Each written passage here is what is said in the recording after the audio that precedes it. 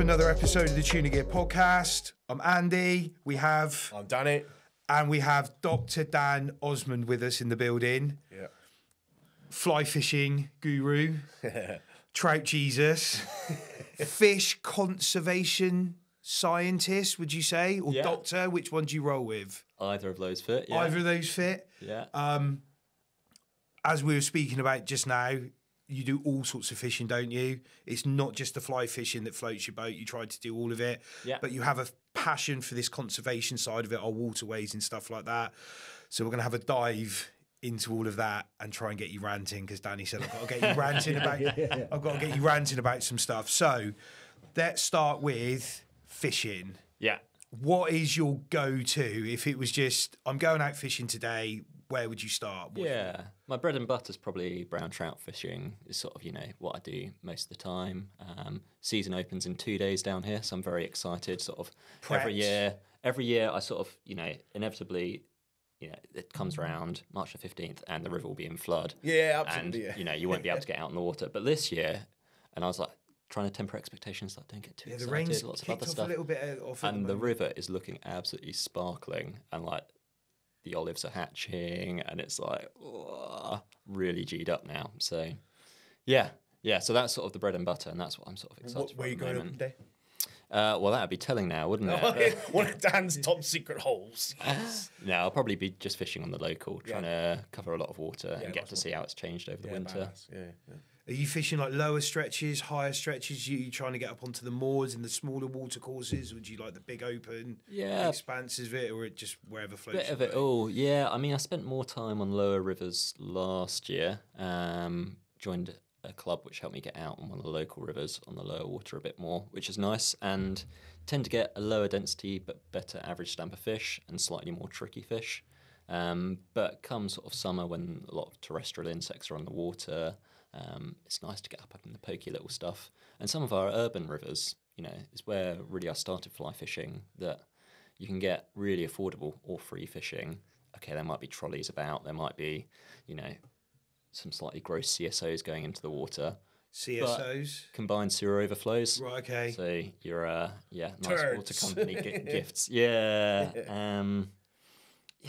There's a spot I fish in Tiverton where literally there were turds thrown over the fence. The dog owner couldn't be bothered to bag up and put in the bins. They're just chucking over their fence into the river. Really? There's like this pile of dog turds, but the fishing's brilliant. And it's this amazing thing that we can, a lot of my research was on sort of how adaptable trout are to polluted environments. But the trout, these horrible environments, they're still, doing their thing. We've named it one there. I mean, I grew up that side, and there's a stretch up there that we're probably talking about the same river, and some of the biggest brownies I'd ever saw. Yeah. Fucking look at the size of that. Yeah. Are in drains. It's just and very, very urbanised environments with all sorts going on, and they're there, and So they're a particularly hardy fish. They can just adapt themselves. Really adaptable. Yeah, I mean, it's sort of like back in the 1800s when people tried to introduce salmon around the world as sort of this colonial thing of these rivers are marvellous, but they don't have our good British salmon there. That they went to these extraordinary efforts of packing salmon eggs on ice and sailing them across the world for 3 months at a time. Off to Tasmania, I think was the first one.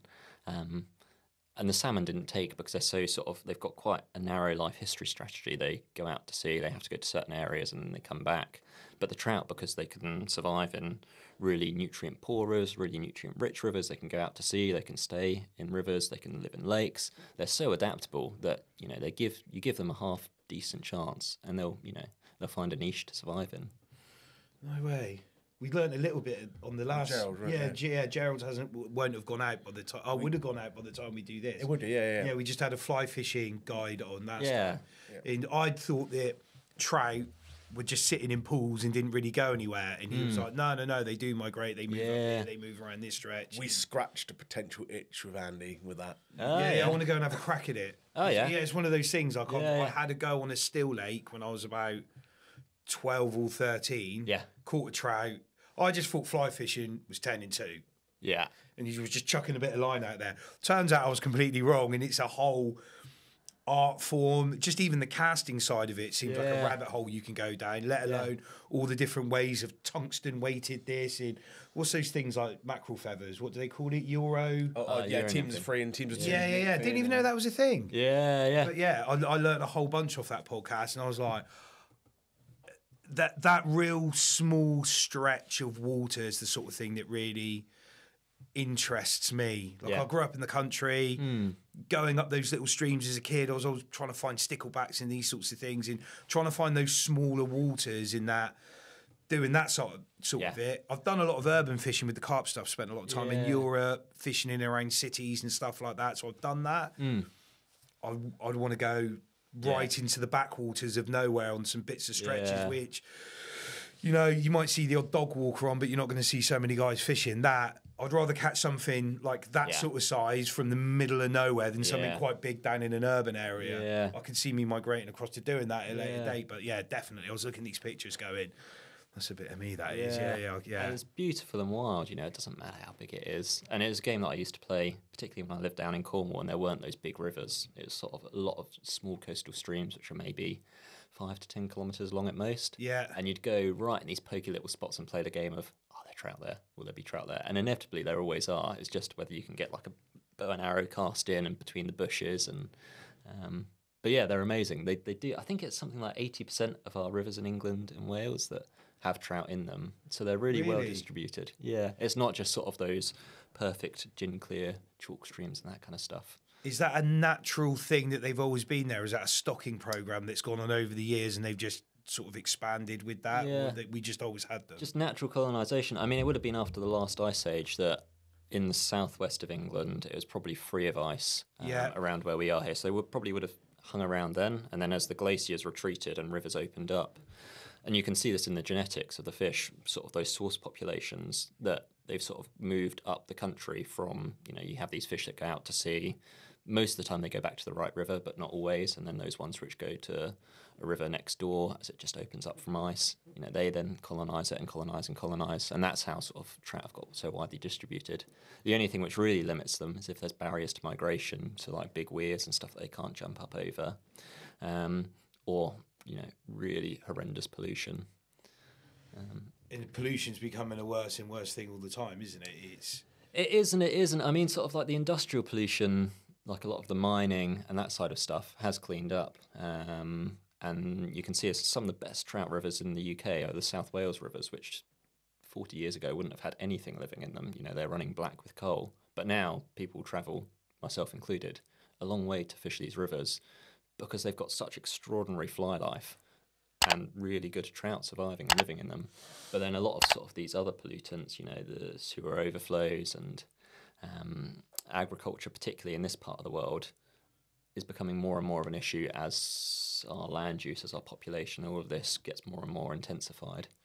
Pesticides and things like that just run, like, is it like water runoff now from the land? Because I've started noticing it even in the last 10 years, I would say. When it rains, there's just instant water coming off the land. It's like it's just saturated and it just runs straight away. There's no...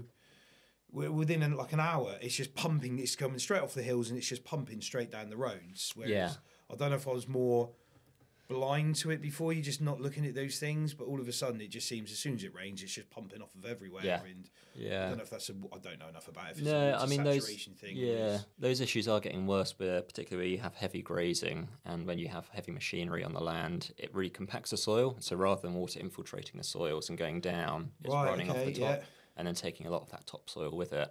And then that's made worse by crops like maize, which leaves the soil bare over winter, so there's nothing holding that all together.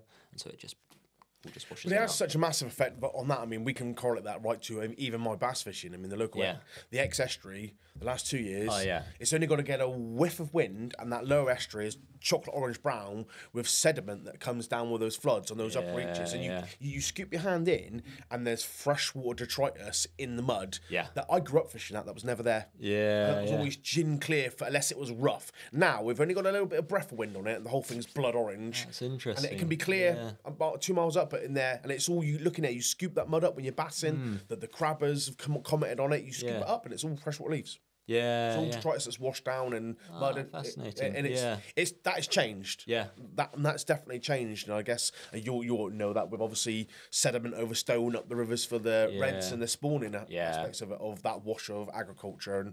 And it's a real, and you'll know better than me, but I think it's a real threat. Because it's changing our rivers, 100%. Yeah, and like you say, it is an issue for these fish with the spawning that it does choke.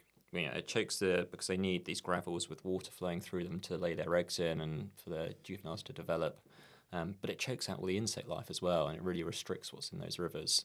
But it's sort of the public perception. I mean, it's brilliant that people sort of got this real ownership and this feeling around rivers and clean water, and this has become, it became a political issue, and people care about this. But it feels like it's more around the disgust of sewage in rivers, which I would say so. Don't misinterpret me. Is problematic, but at least in our part of the world, down in the southwest of England, agriculture is probably the biggest issue that we're facing for our rivers in terms of pollution risk. Do you think that's because it's a visual thing and people think, I don't want to be swimming in shit, whereas they don't understand that you can't see a pesticide? It might be a bit brown from a bit of mud, but they just think, it's a bit of mud in. Because you've got a lot more paddle boarders and things like that now, haven't you, coming out and hitting the water more than just like the guys like me with boats who would see it. Now you've got access. You've got the middle of the little lot who've got the inflatable kayaks and are hitting the rivers and those sorts of things. And it's like... Middle of Liddles, they just no water sense whatsoever. I'll be clipping that for YouTube. Mate, honestly, it winds me up. They do. I can have a rant about that. You're coming down the river. None of them know what side of the river to be on. Yeah, they'll get down to Dartmouth and they'll just be floating. There was a guy last summer. Him and his mate. They've got a fat joint going. A load of cans of beer, and they're drifting right down the middle of the river, and there's ferries going around. I'm just like, well, you're on my side of the river, mate. You're not even paying attention to where you're going. And then he's shouting at me like I'm the dickhead when apparently I got too close to him with Wash. I was like, A, you can't be doing that on the river. B, you should be on that side of the river for the way you're going. And it's like... Can you remember not last year, the year before, the Trews incident where Mark and Phil were on the weir fishing and those piss heads came down from a rented coup from paddles and saddles? Know. Yeah, they're fishing on the weir and it's summer level, so there's a dry patch and they're feeder fishing in the main salmon run. Bearing in mind the weir before it collapses, a hefty drop with rocks and bits of wood, very dangerous bit of water to fall down, and they're there fishing and saddles and paddles above them up in the Exeter Quay. They'd obviously been on the beers in the town. They'd gone in their kayak and just gone straight over the top of the weir, and they're just fishing on. All of a sudden you turn and see Phil videoing Mark and just comes down this boat, flops down over the side of the weir, stops, they kind of bum shuffle, and they're like, we're fishing, mate? And then he just plops in, the whole thing crashes in a heap at the bottom of the weir. They all spew out all over the rocks and pick themselves up and just carry on downriver. And it's like... They did lucky not to get scratched up. I mean, there's some rough stuff How down they didn't... Because, I mean, that's a big... I mean, that was probably 5 foot drop to rock. Yeah. And there's exposed all sorts there, and they were pissed as farts coming out. I suppose you bounce well after a few drinks. Yeah, you do bounce. They'd come straight out of renting the kayak, straight down the quay, straight over the weir. Didn't realise, what's that? You took it like you see in the films. Is that a waterfall? Next thing you know, popped right up in Mark that we had on, and he's fishing away. And this fucking kayak comes flying past him. Because Mark was talking about the EA stuff and like his bugbear with it. With like they're feeding them all this information about what's going on, and he just gets nothing back. It's challenging, and the right thing is to keep feeding the information, even though it's super frustrating. There's really good people who work in the EA and really keen, committed people. But I mean, as we were chatting about before we started recording, I mean, the funding is just going down and down, and like a lot of that, the people are most sort of pissed off about it and frustrated are the people inside that are trying to do something, and they just get sort of beaten down because they're trying to make stuff happen and there's just not the resources, or there's just not the will sort of as an organisation to actually enforce and go out and do something about it. It's data driven at the end of the day, isn't it? I've always said like the bailiffs with the fishing, people moan that there's no bailiffs in there, but like for instance, if if there's an area XYZ that has been targeted by illegal fishing every day, if that's reported every single day, sometimes multiple times a day, that then becomes a data blip where they can be like, actually, there is a call for maybe the limited resources we've got to go there, because look at all the data that one area is producing. Yeah. Not Billy Bob says that there's 10 poachers down there a week because there's not been a single one reported to them. It's data. Why are they going to? Why is any association, whether it be the EA, the police, whoever, going to put any amount of resources to a rumor, because there is no actual data of that happening? If you report, whether it be water clarity, problems on the water, poaching, it's all about data. Like you said, these things have to be spoken about, because ultimately, when they're in the offices and they aren't allocating the very limited resources they've got, there has to be a tangible bit of evidence there for them to do that. Yeah. Not just because Bob said that it was happening. It's got to be proof. And hopefully, when the reviews happen and when, people hold these organisations to account to say, why haven't you done something about it? If they have the information there to say, this has been reported, why haven't you acted on it? There's a strong case there that actually you might get a bit of money to do something good. That would be, be brilliant. But do they have to tender for this money? A bit like when we're talking about Lucy, they go and do whatever they're doing with tagging. They've got to go and tender for that money.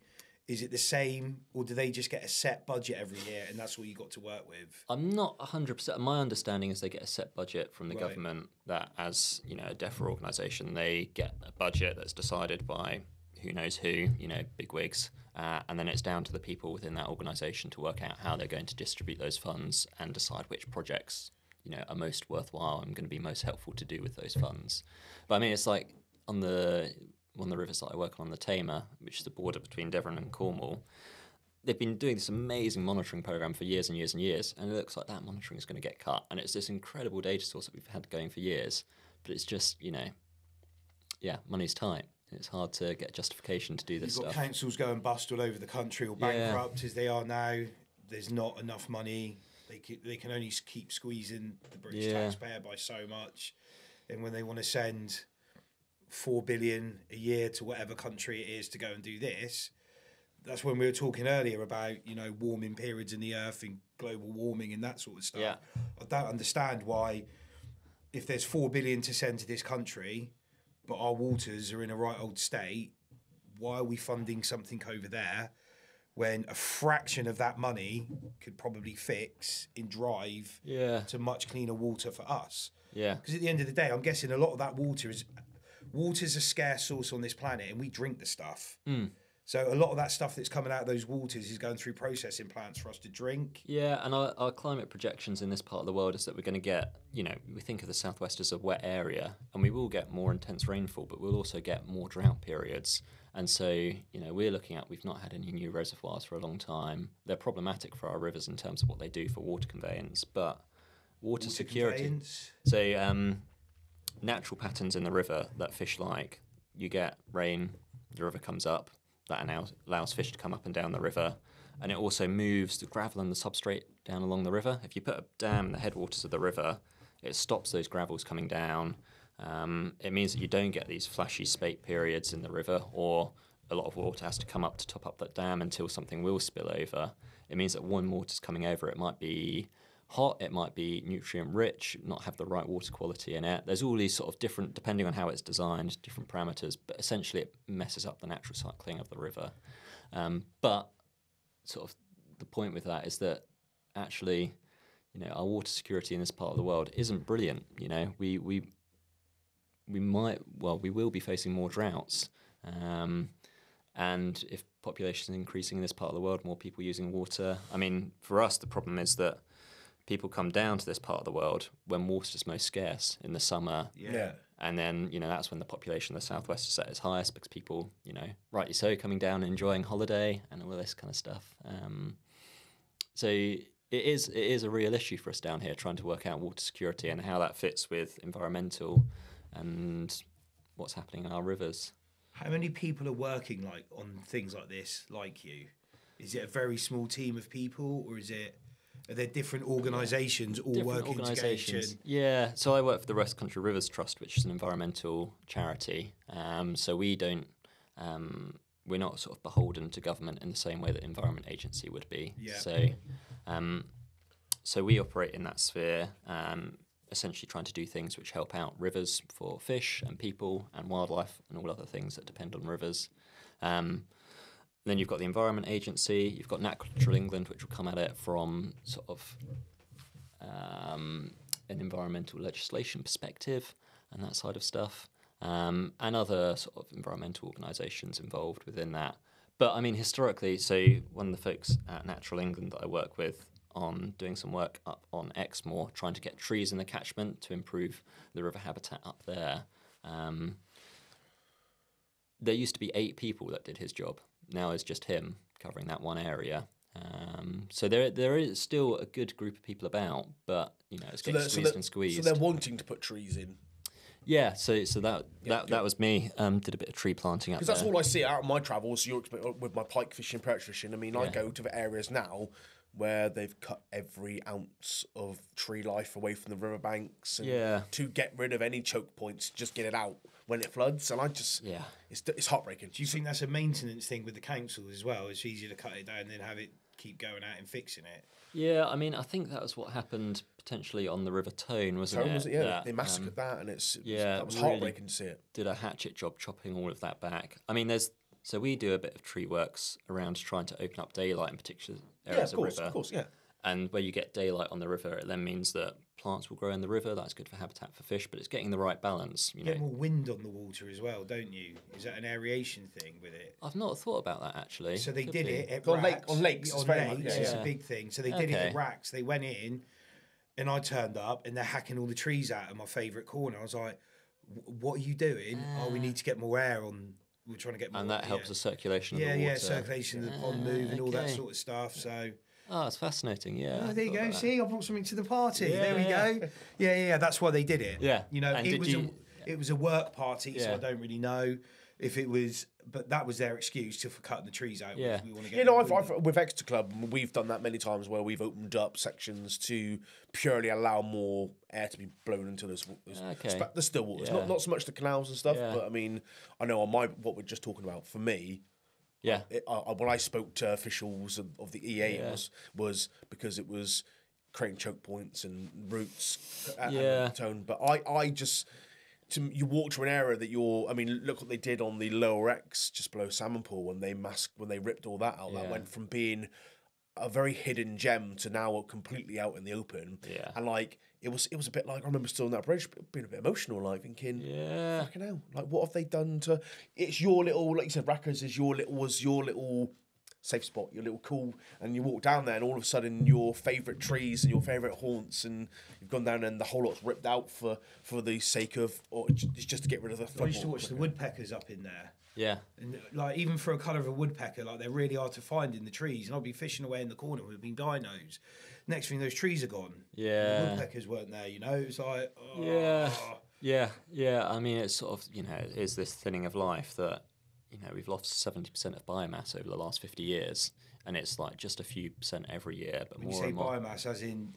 So actual living organisms, 70% of them have gone in the last 50 years. So that could be anything from birds to beetles to trees to grasslands. It's a lot, isn't it? Yeah, I mean, that's based on the Living Planet report, which has looked at all those different sort of animal groups and the data available and done meta-analyses.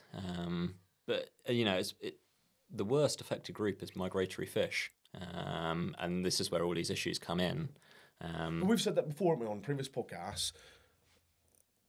Fish are massively affected by these things. Yeah. But if you take the angler or your side of it away from it, when was the last time, other than David Attenborough, when was the last time anyone on any of these nature charities talk about fish? Yeah. To Joe Walsh Public? No one. You never see a fish mentioned ever. Yeah. They're not sexy, are they? I mean, the salmon is in the public consciousness. That's an interesting fish. It's got a really charismatic life story. It goes out to sea all these thousands of miles and it comes back. People feel a connection to those, I feel, but then... I think it's mainly because it goes on with some avocados in some eggs. That's... but that's horrible farm stuff, which probably isn't that great for you. It's not the salmon that they're thinking of coming up the rivers on these amazing journeys. It's... Yeah, and we've lost sort of the public ownership of those that, a lot of people, until recently worked and lived in Exeter and, still fish around there, and you chat to people and you say that you're, working on the salmon or you're going salmon fishing, and people have no idea that the salmon are there, like absolutely unaware. A city which was called Isca by the Romans because of plentiful fish. Oh. A city was built on the salmon run, and they're still there, not in the numbers that they should be, but still there, but sort of that public ownership of them, it seems to... Do you think that's because everyone's just got such busy lives now? They don't... Everyone's just making their way through the world, aren't they? With huge bills, it's busy. Yeah. Just to get through life, let alone we're talking about on the last one, all the noise that goes on in the world with social media. And do you think it just drums all of that out of them, and they just become a bit more numb to it all and just don't see it? Well, we've all got our individual crusades, haven't we, that we think everyone should know about and should care about, be that sort of salmon in the rivers, be it what's happening out at the sea with industrial fisheries. Not everyone can know everything. I'm sympathetic to that. But as you were saying, Danny, we do have amazing fish life in this country. Beautiful. I've been really lucky to see a lot of that. And it is a shame that it doesn't get seen more by the public. Yeah. Because there's some amazing stuff out there, which as anglers you get to interact with and enjoy and understand. Because we've got that invested interest, isn't it? It's finding a way to get Joe Blogg's public invested interest in that, and that's a whole... Yeah. Without doing it in school, where do you plant that seed? It's got to be school, I guess. I mean, but yeah, that's a whole different kettle of fish, isn't it? Yeah, I'm working on a project on some of the Somerset rivers, and we're not doing this element of it, but Bristol Avon Rivers Trust, one of the other rivers trusts up that way, are doing an eel in the classroom project. So they're getting glass eels in tanks into schools for kids to see these eels, and then at the end of the cycle they'll release the eels back into this river. And then that gets the kids sort of invested, knowing that there's these things called eels in our rivers, that they're struggling because of these weirs and these barriers to migration, that we don't actually know how they spawn. We know that it's somewhere out there in the Sargasso Sea, but no one's actually seen it happen. So all our eels in the river disappear off down into the Sargasso Sea? Yeah. And, after sort of... There's no breeding in our rivers from them at all? No. They go out to sea. They'll travel, about 3,000 miles, I think. They're about, don't quote me on that. They go a long way out to sea, not far off America. And that's sort of where they've been tracked to. But we don't actually know how they spawn. And there was these amazing, these sort of Victorian scientific efforts where they went out and they did these plankton trawls trying to find the leptocephaly, the juvenile stage of eels which drift around in the oceanic currents until they come back to Europe and then follow the freshwater elvers. Yeah, and then they'll sort of these leptocephalite, which look really different to elvers. It took a while until people actually worked out that they were. Yeah. Okay. They were defined as a separate species originally, but it took. I forget the name of the chap, but he was sort of on this absolute. He got fixated by it, and he was going out spending extraordinary amounts of money try and find the smallest and smallest and smallest stage of these juvenile stages to try and work out where... Reverse engineer where they are, But we haven't got much further than that in terms of there's been some really interesting tracking work done on adults, but no one's ever seen an eel spawn. So obviously, with the salmon, about salmon come in, they breed in the headways of the river, come back. So eels, is there an age where they then go back to sea? Is there a sweet spot, or do they not even know that really? I can't remember off the top of my head. I mean, it varies individual to individual and how easy the swimway is. So normally you'll get your biggest specimen eels in watercourses which don't have easy connection out to the sea. But eventually every year... lakes. So there's a new record. We did a new British record last year, didn't we? It was by ounces. Yeah. £11 something, I think I'm right. Yeah. There's guys that go out because they specialise in lip hooking them instead of deep hooking them and all the rest of it. Yeah. But they're coming from lakes. They're not coming from the rivers. Yeah, they're all fishing still waters. Because I'm guessing those fish aren't going back out to sea to breed because they just can't. They're land. Well, they will do eventually. They'll try to, and they'll crawl over the land. In the rain. They'll straight over the land. Yeah. I've watched them down Clapperbrook. I've been walking in Clapperbrook in the mornings, in early mornings, bassing. Yeah. And then on the grass when it's wet still, and see them thinking, oh, amazing. How long can they stay out of water for? I don't know, to be honest. It's got to be a while. Because they're all gas bear, don't they? They store it in their cheeks, won't they? Okay. Yeah, and I've watched them gasping and been like, fucking hell, look at that. I mean, there are some fish which can breathe through their skin, so as long as their skin's moist, like blennies out of rock pools, as long as their skin's moist, they'll be able to, without pumping water over their gills, they'll still be able to take on oxygen. Amazing. Yeah. I love stuff like that. Fish are good, aren't they? Yeah. Just super adaptable. Yeah. There's just so much to be learned from them, which is why it baffles me that there's not more to be done.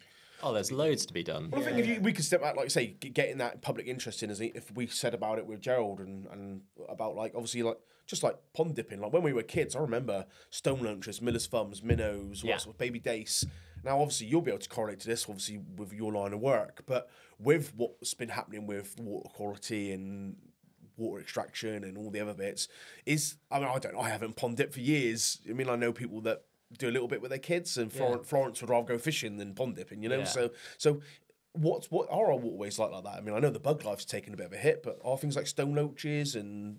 Yeah, I mean, I haven't looked at the data for that, to be honest. I mean, when we go out on our electrofishing surveys, we certainly see there's pockets where you see stone loaches, and they are more of a sensitive species in terms of... I haven't seen one for 20 years, probably more 30 years, Yeah.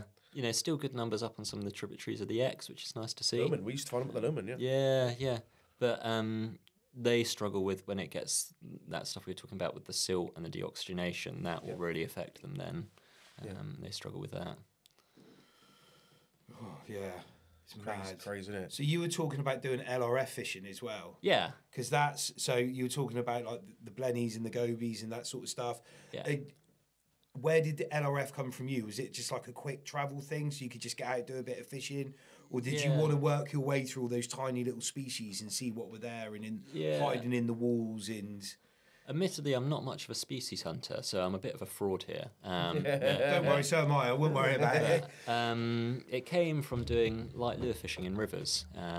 So chasing little stuff on, little jig heads, perch and this kind of stuff.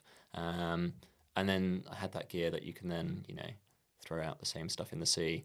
And really, most of what I do with the LRF ring is just chasing mackerel and bass and stuff and having a bit more fun with it, with small lures. Super lightweight gear. Yeah. And you get like a good sized mackerel on a 7-gram rod. It's just like, it's hilarious. It's so good. It takes you back to that kid side of fishing, doesn't it? Yeah. And fishing can be so serious. And we were chatting, like everyone like wants to be professional and like it has to be just so. And like, it's really applaudable when people put thought in and do things well. Don't mishear that, but like it's good just to have fun with it, isn't it? It is just a laugh. Exactly, yeah. I did some of it when my eldest daughter, when she was a lot younger, we used to go up to Newbarn and they've got these 3 tiny little ponds. They're probably smaller than this room. We used to go up there with a 3-metre whip and a tiny bit of line on the end, little float, get half a pint of red maggots and just sit there catching roach and tiny little perch from underneath the bank. Love it. Yeah, really that's how fun. I started off fishing, Even when that pole goes with the little roach, like 4 or 5 ounces or something. Yeah. Those poles are so light, you still get that. It's that knocking effect. Yeah. That you've got like one on sort of thing. It doesn't matter if it's a massive tuna rod, you're bassing, you're rassing, or you got that whip or an LRF rod. That's what you want. That feeling of contact with the fish, and it makes me smile just thinking about it. But yeah, I did a lot of that with her. Really, really enjoy it. I can still do it now if I wanted to. If I wanted to go and scratch that itch of fishing, I'm perfectly happy doing that for 4 or 5 hours. It's good fun. Yeah, it's the unknown and it's that electricity down the line, isn't it? When you do connect. That's a good way to describe it. Electricity. It's down alive, the line. isn't it? I'm going to nick that. That has been robbed and will be coming out on another podcast. I think I've probably stolen that from someone else. So it's a great line. It is electricity down the line, isn't it? It's. Yeah. I really enjoy that side of it. You said as well, every so often you like to throw a bit of bait out. Yeah. And I was like, I don't bait fish. Yeah. I don't like it on my boat because it makes my deck dirty. I like lure fishing because it's a lot cleaner thing. Yeah. How often are you out doing that? Are you off the beaches? Where do you go with that? Not so often. I mean, I'll do a little bit of course fishing with bait every now and again, and then I'll go out on kayak fishing baits and middle of the little lot again. Here we go. Well, you've got to remember, up until a year ago, I was like earning below minimum wage on a PhD stipend, so I can't afford a boat. But, you know, Middle of Lidl, $49.99, out you go. if I knew you could get those, maybe I would have done, but We were getting on so well. no. Yeah, sort of fishing baits. I mean, when the whiting come in, you know, it's silly, but it's nice to catch a few whiting each year. Yeah, we do. You know, when the squid come in, that Yeah. you know, I know that's not bait fishing, but you know, I'll be down Torquay Harbour a few times chasing the squid. We had loads of squid in this year, big Yeah. ones as well. Yeah. It's a good laugh, you know. It's So it's nice to someone do it was all. saying to me, and you might know more of this, that when the squid fishing gets really like, there's loads of squid turning up. Yeah. It's the sign of an end of a fishery. Okay. And I was like, well, what's the reason for this? And he was like, he sort of glazed over the top of why it was, but it sort of stuck with me. Have you ever heard anything like that before? I wouldn't know. I'm not sure. I mean, you look at sort of a lot of the, and we can chat more about the sea fishing stuff, but when you look at a lot of the fishing effort and catch graphs, you'll see fishing effort's gone up and catch has pretty much stayed level. So it means that actually for every bit of effort you're putting out there, say that hour of trawl or number of lines out, the catch is going down, but because there's more and more people going out trying to put time in, it's sort of just got this artificial consistent catch that, or you know, or you could even be going down. So whether that's part of it, because more and more people are piling on, so it looks like there's more because more's being caught, but that could be a sign that it's maybe getting overexploited. Right, okay. Yeah, no, he just stuck in my head when he said it. I was just like, oh, okay, because last year the squid fishing was particularly good. Yeah. Actual krakens turning up. There's some real Yeah, big yeah. ones. We went to South Devon boys at my bass bash. I mean, there was loads of guys that fished a shingle there around Seaton, Branscombe that couldn't bass fish because you put any lure out the water, straight onto a £4 squid. They were massive. I mean, just that's a good problem to have, They had isn't to it? stop, and I actually gave Matt, one of the guys who stuck the whole weekend out, first weekend in November, stuck the whole weekend out. And he caught a couple of schoolers and then came in and it was just getting massacred. Didn't matter whether it was hard baits, jigs, metals. Yeah. Didn't matter what it was, squid. And I gave him a squid jig in the end as a look because he'd fished the whole time, didn't stop the whole weekend, and all he caught was just massive squid. Should So have he sent was one back just- as a live bait. Said he was just sick to death of it, man. He put his head torch on, and the whole of Branscombe Bay was just alive with eyes watching him. Just It's like, the cuttle. When we're up at start bassing, we're Yeah. using live baits. All of a sudden, it just goes really, really heavy.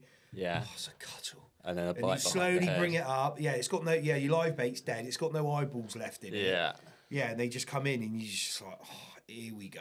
Every Yeah. drop, it's not a bite, is it? Your rod just goes over heavy. And Yeah. Well, it's it's just the black gold they call them, don't Yeah. they? Because my mate's on a trawler, and they love cuttle season. They start making really good money. Yeah, but it's a sign of changing sea conditions, you know, that we are getting more of these Mediterranean fish species as it's getting warmer. And as we we're chatting about, the mackerel shoals just aren't here in the summer as they used to be. And you see sort of like over in where the cod got really overfished the other side of the Atlantic, it's basically become a crustacean fishery as there's become this regime shift. You know, it could be that we go the same way here as we have the highest density of net fisheries in Europe around the south coast. You know, maybe we're moving towards a cephalopod sea rather than a fish sea. Cephalopod sea. That's a big word. Isn't Yeah, it? you know, it's We do have a lot of netting though here. So we were out wrecking last. When did me and Mordecai go out? When did you take the Calder boys out? last Friday. Last Friday. Yeah, we went out 2 last weeks today. 2 weeks today. Bearing in mind there's supposed to be a pollock ban in, yeah. and every wreck was netted. Wow, And really? you were like, why are these netted? And we went over the top Yeah. of one of them, and we didn't see it on our sounder. I hooked in the net straight away, and we're with another boat. He come over, and he could see the net bulging with fish on his sounder. Really? You're like, hang on a second, Yeah. because I know I'm going to get murdered for this. I've already been misquoted on a podcast, but you know, all in. Oh, fucking hell, here we go. I know there's lads moving quota around on different boats so they can still Yeah. go and target pollock and stuff like that. Although I heard it was like 50 kilos a month they can land. They're I don't obviously know the numbers. Yeah, there's in my head, and I might be completely wrong with this, but why are you netting a wreck? Yeah. What else is out there to catch? Because you can't catch bass at the moment. It's pollock that are out there. You know, the whiting aren't out on those wrecks. They don't want pout. So why is there on each wreck we turned up to, one buoy, the cod end down the other end? Why is that net across that wreck? Yeah. Yeah. Dave was getting quite angry about it. He was rightly so, in it, because it shouldn't be there and it shouldn't be happening. But as you can say, it is happening. They're out there. There's no two ways about it. Like, they were nets. You could see, Simon could see it on his sounder. He was like, that net is bulging with fish. Yeah, and as a sea angler, you rely on natural reproduction, good, healthy fish populations to do what we do. And if you make a living out of it, particularly, I get it that as illegal well. activity is killing Ben, the amputee angler, and Dave Mordecai have been really getting into this pollock. There's a big pollock survey going on at the moment. They're engaging everybody, talking about bag limits for the recreational. The Angling Trust one that Hannah Rudd was sharing. For the they went down to see her in Plymouth. I can see it from all points, like the charter boats. Pollock's one of their main lifelines at the moment, so it's hard for them to put a bag limit on. When you're fishing in deep water, they get the barotrauma when they're coming up, so they're really hard to put back. So what do the charter boats fish for? If you can't target them because they're not going to go back and there's a bag limit, why are they doing that? The commercial boys fully get it. They've got to make a living as well. So it either needs to be, I'll probably get some heat for this, but if the recreational boys can still go, I think the bag limit is voluntary thing. Yeah. You can do it or you can not. Yeah. It should be a hard and fast line. If the commercial boys can't make any money doing it, but the recreational boys are still going out and absolutely smashing them, it's not helping the commercial boys get on any quicker. I think it should have been done years ago. Yeah. But it's a tricky one. If the commercial boys shouldn't be out there fishing, they shouldn't be doing it. But if they can't do it, but the charter boats and the recreational boys can still go and absolutely fill the boxes up. Yeah. That's not going to help the commercial boys get back on their feet any quicker. But in a way, all of that's a distraction in that it's economy of scale. And there's a really good book to read for people who are interested in this stuff is Callum Roberts on a natural history of the sea, where he charts basically from start of human fishing methods, people going out in little coracles, up to what we have now. The fishing sort of ability with these big boats and these trawlers, some of these mackerel boats that are going out are hoovering up 250 tons. The ones out of Scotland. In one net. They're only doing. I watched it on. It might have been Trawler Wars or something, the TV program, and they've got these boats in Scotland. Yeah. And they go out, and it's like there's cameras in the net. They go over the top of the shoal, and they're bringing out tons of it at a time, and they'll only do. I might be wrong with this, but like 5 to 10 trips in that season, because in the time that they go in, that's all they need to do because they just catch so much of it. And but because it's so mechanised and it's so big, it doesn't actually employ or pay that many people. But then it brings the cost of fish down, the value down. And these day boats and these individuals that do just want to make an honest living using methods which aren't sustainable. Rod in line fishing is probably about as sustainable as it gets. And it employs people because you've got to go out and set those lines in a little boat. Whereas one of these big sort of factory ships and big trawler boats, I mean, you can see it with potting effort even. People are sort of competing to get bigger and bigger boats so they can put out more pots. There's only so many crabs out there, and essentially it's a ratio of how many pots have you got compared to the next person as to how much you catch. But, there does need to be a conversation around limiting effort and limiting effort to methods that actually employ people and support fisheries. But if you have a healthy fish population, you can take more out of that, pay more people off the back of it. Unfortunately, it's sort of the industry that has a lot of money that can afford these large scale gear and these more destructive methods that don't employ as many people and then bring the value down for everyone else.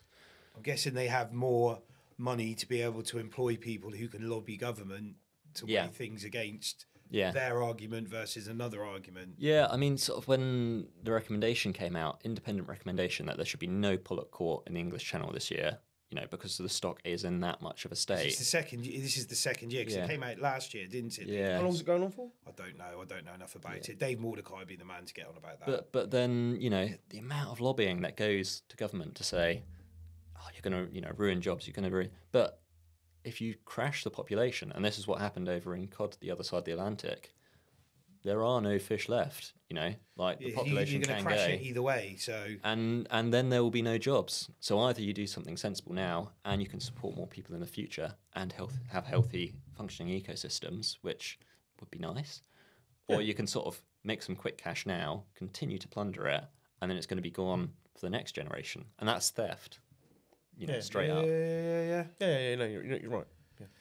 Yeah, it's a minefield, some of this stuff, isn't it? Because unless you are, like, I don't, like some of the things I said earlier, like, that's me, great, like, reading across the top of it. I haven't done enough of a deep dive and a read into all these things. Yeah. But you do hear about the pollock declining, and then they brought that ban in last year.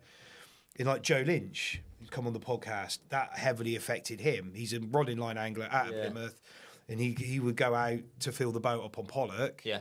And now that whole side of it's been taken away from him. Yeah. And it's okay, well, what do I do with that? He got a tuna license. Yeah. So he could tuna fish. But it's still another income stream that got taken away from him. And there's guys who have they might not have a bass entitlement on their boat. They've only got a Cat A license. Yeah. So those boys were targeting pollock. Sure. Gone. Yeah. Completely gone. Yeah. But then you go out on a wreck and there's nets out there. Yeah. But the rod and line boys can't land anything. And it's like, I'm very much more pro rod in line. It's like with the tuna fishery, I know in other parts of the world, is it purse netting, seine netting for them, and they just run it around the whole shoal, and it all comes. Where at least on a rod in line, because it was the fishery that, the commercial fishery we've got over here is you can land 3 tuna per landing. Okay. Now you can land as many times as you want in a day. Yeah. But you've still got to get out of whatever port you're in, go out, find the fish for them. Yeah. Dispatching tuna isn't a quick operation to get the quality of meat that you should use. So even if you go and catch 3 by lunchtime, you've still got to go get back to the fish quay, get everything unloaded, turn around and go back out again. Yeah. So a lot of guys are doing 1, 2, 3 fish a day and then going back out the next day and going again. Yeah. In that, with 3 tons, there's 13 boats last year, 3 tons each. Okay. You know, I think Joe did it in 6 weeks. There was only a few. The quickest of the lot, wasn't he? Yeah, he was the quickest of the lot. He got the highest price as well. There's Ant Hill. 99% sure he did his. I heard another guy filled his full quota. Yeah. As a fleet, they did 75% of their quota this year. Yeah. So... But the tuna are fantastic because they are an example of what can go right when you get international cooperation in fisheries. And what can go wrong when you don't. Yeah, the population was heading south. It was not in a good way. And then we put in international regulation. We protected their spawning grounds, and the population's coming back. It bounced back 10 times. Yeah. They've come off the endangered list, am I correct? Yeah. And they came off, I want to say, 10 years earlier than they thought they were going to. It was a big jump. Yeah. That 10 years might not be right, but it was a big jump in the turnaround they thought it would take it to do. Yeah. And to take that classic Jurassic Park quote, give it a chance and life finds a way, like... Yeah, it does. Nature is resilient. You give it a chance. If it is amazing where you see some of these areas where they stop trawling for 5-10 years, and like the diversity of life on the seafloor afterwards is just phenomenal. It will come back, but we just need to, all the grown-ups need to get together and actually say, it's. So I go each year to fish off an island off North Wales where they don't have a heavy industrial fishing. There's a couple of local guys that put out some lines, put out some pots, and the pollock fishing is bonkers. Those Absolutely. pictures. I mean, I did Southwest Island for years. Yeah. Same sort of stamp of fish, but and it's it is. It's this shifting baselines thing. We don't have good pollock fishing inshore in the southwest anymore. Not like it should be. We're talking boat-sized pollock from the rocks on Lurgia. And that's what we should have here. But we don't expect that because they've been fished and fished and fished, and it's disappearing. Some mid-doubles off the rocks on spinning gear. Yeah, that'd be amazing. Yeah, but all it takes, it will come back. But you just need to put in protected areas. You need to reduce fishing effort. You need to support the guys that are affected by it. We spoke about it off the podcast. If you've got $4 billion a year to send to a country in a war-torn problem, I'm pretty sure some of that money could be left in this country. Yeah, and turn around to these guys that go, we fully understand you can't get to sea on your boat and do this sort of stuff. They do it in farming with farming grants. Yeah. Here's your grant. Yeah. And you could also turn those boats into help with research. In my naive way, you could turn those boats around to be doing other things while where there's grant money going to them to let that fishery rest. Well, it's not one or the other. If you limit methods, you can employ more people through sustainable methods. That is actually going to, it's going to be better for the economy. You think if people go into rod and line fishing, how much more that supports, the tackle industry and this side of stuff. Yep. In terms of if you're just running, a conventional netting operation, say, how many people does that employ? 4. For the amount of fish that you're catching? Yeah. How many fish per, recreational charter? How many people does that employ? Beyond the charter, the tackle shops and all this stuff as well. It's not one or the other, but someone's making a buck by making efficiency by catching more fish than the next person. Yeah. A lot can be done just by limiting methods. Protected area is brilliant as well, and you can see sort of that trickle out. The areas around Lundy, the catches are so much higher for having a small area where you're not fishing that acts as a protected area. So I don't think it's this sort of dichotomy of either, support fishing industry or have marine conservation. If you have good marine conservation, the industry which depends on that is going to do so much better. Yeah. They're doing that in the tuna at the moment with they're working out the economical impact, how much a charter boat brings to the fishery each year versus how much a recreational boat brings.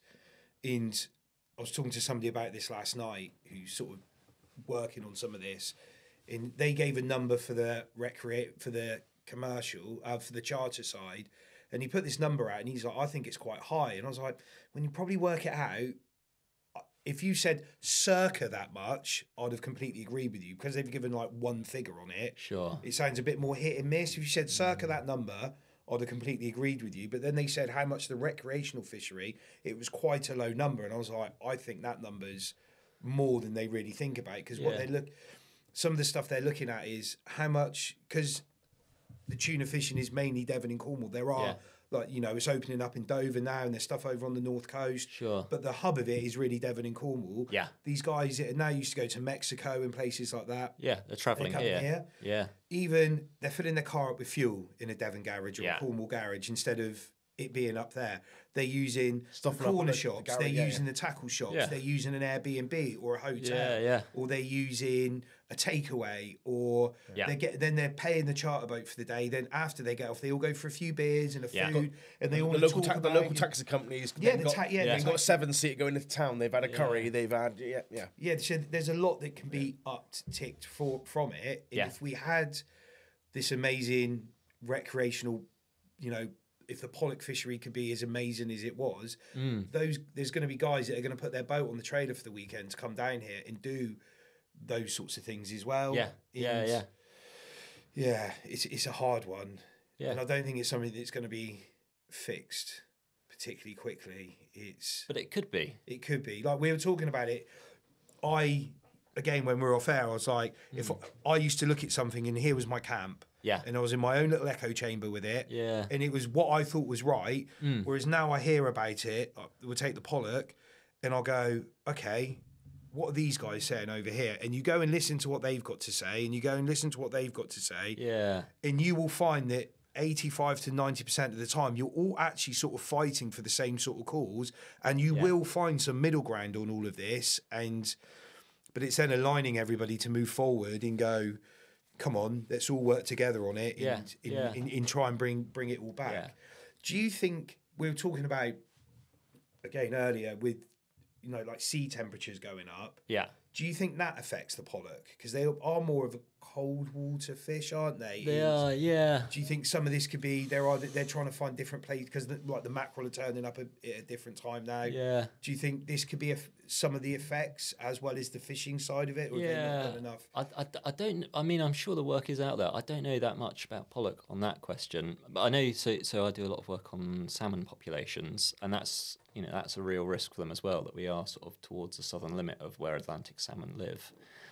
So warming temperatures are an issue, but it's these multiple stresses for a lot of fish populations that if just warming temperatures is one thing, that's okay. But if they're getting whacked by fisheries, if they're getting whacked by pollution, all this other stuff, then it's sort of these multiple stresses that cumulatively impact, and it's quite difficult to work out the relative influence of each one of those because it's not a nice, tidy lab environment where you can put one effect on them and see the effect and put one on them. So it's quite hard to work out exactly what's driving all of this stuff.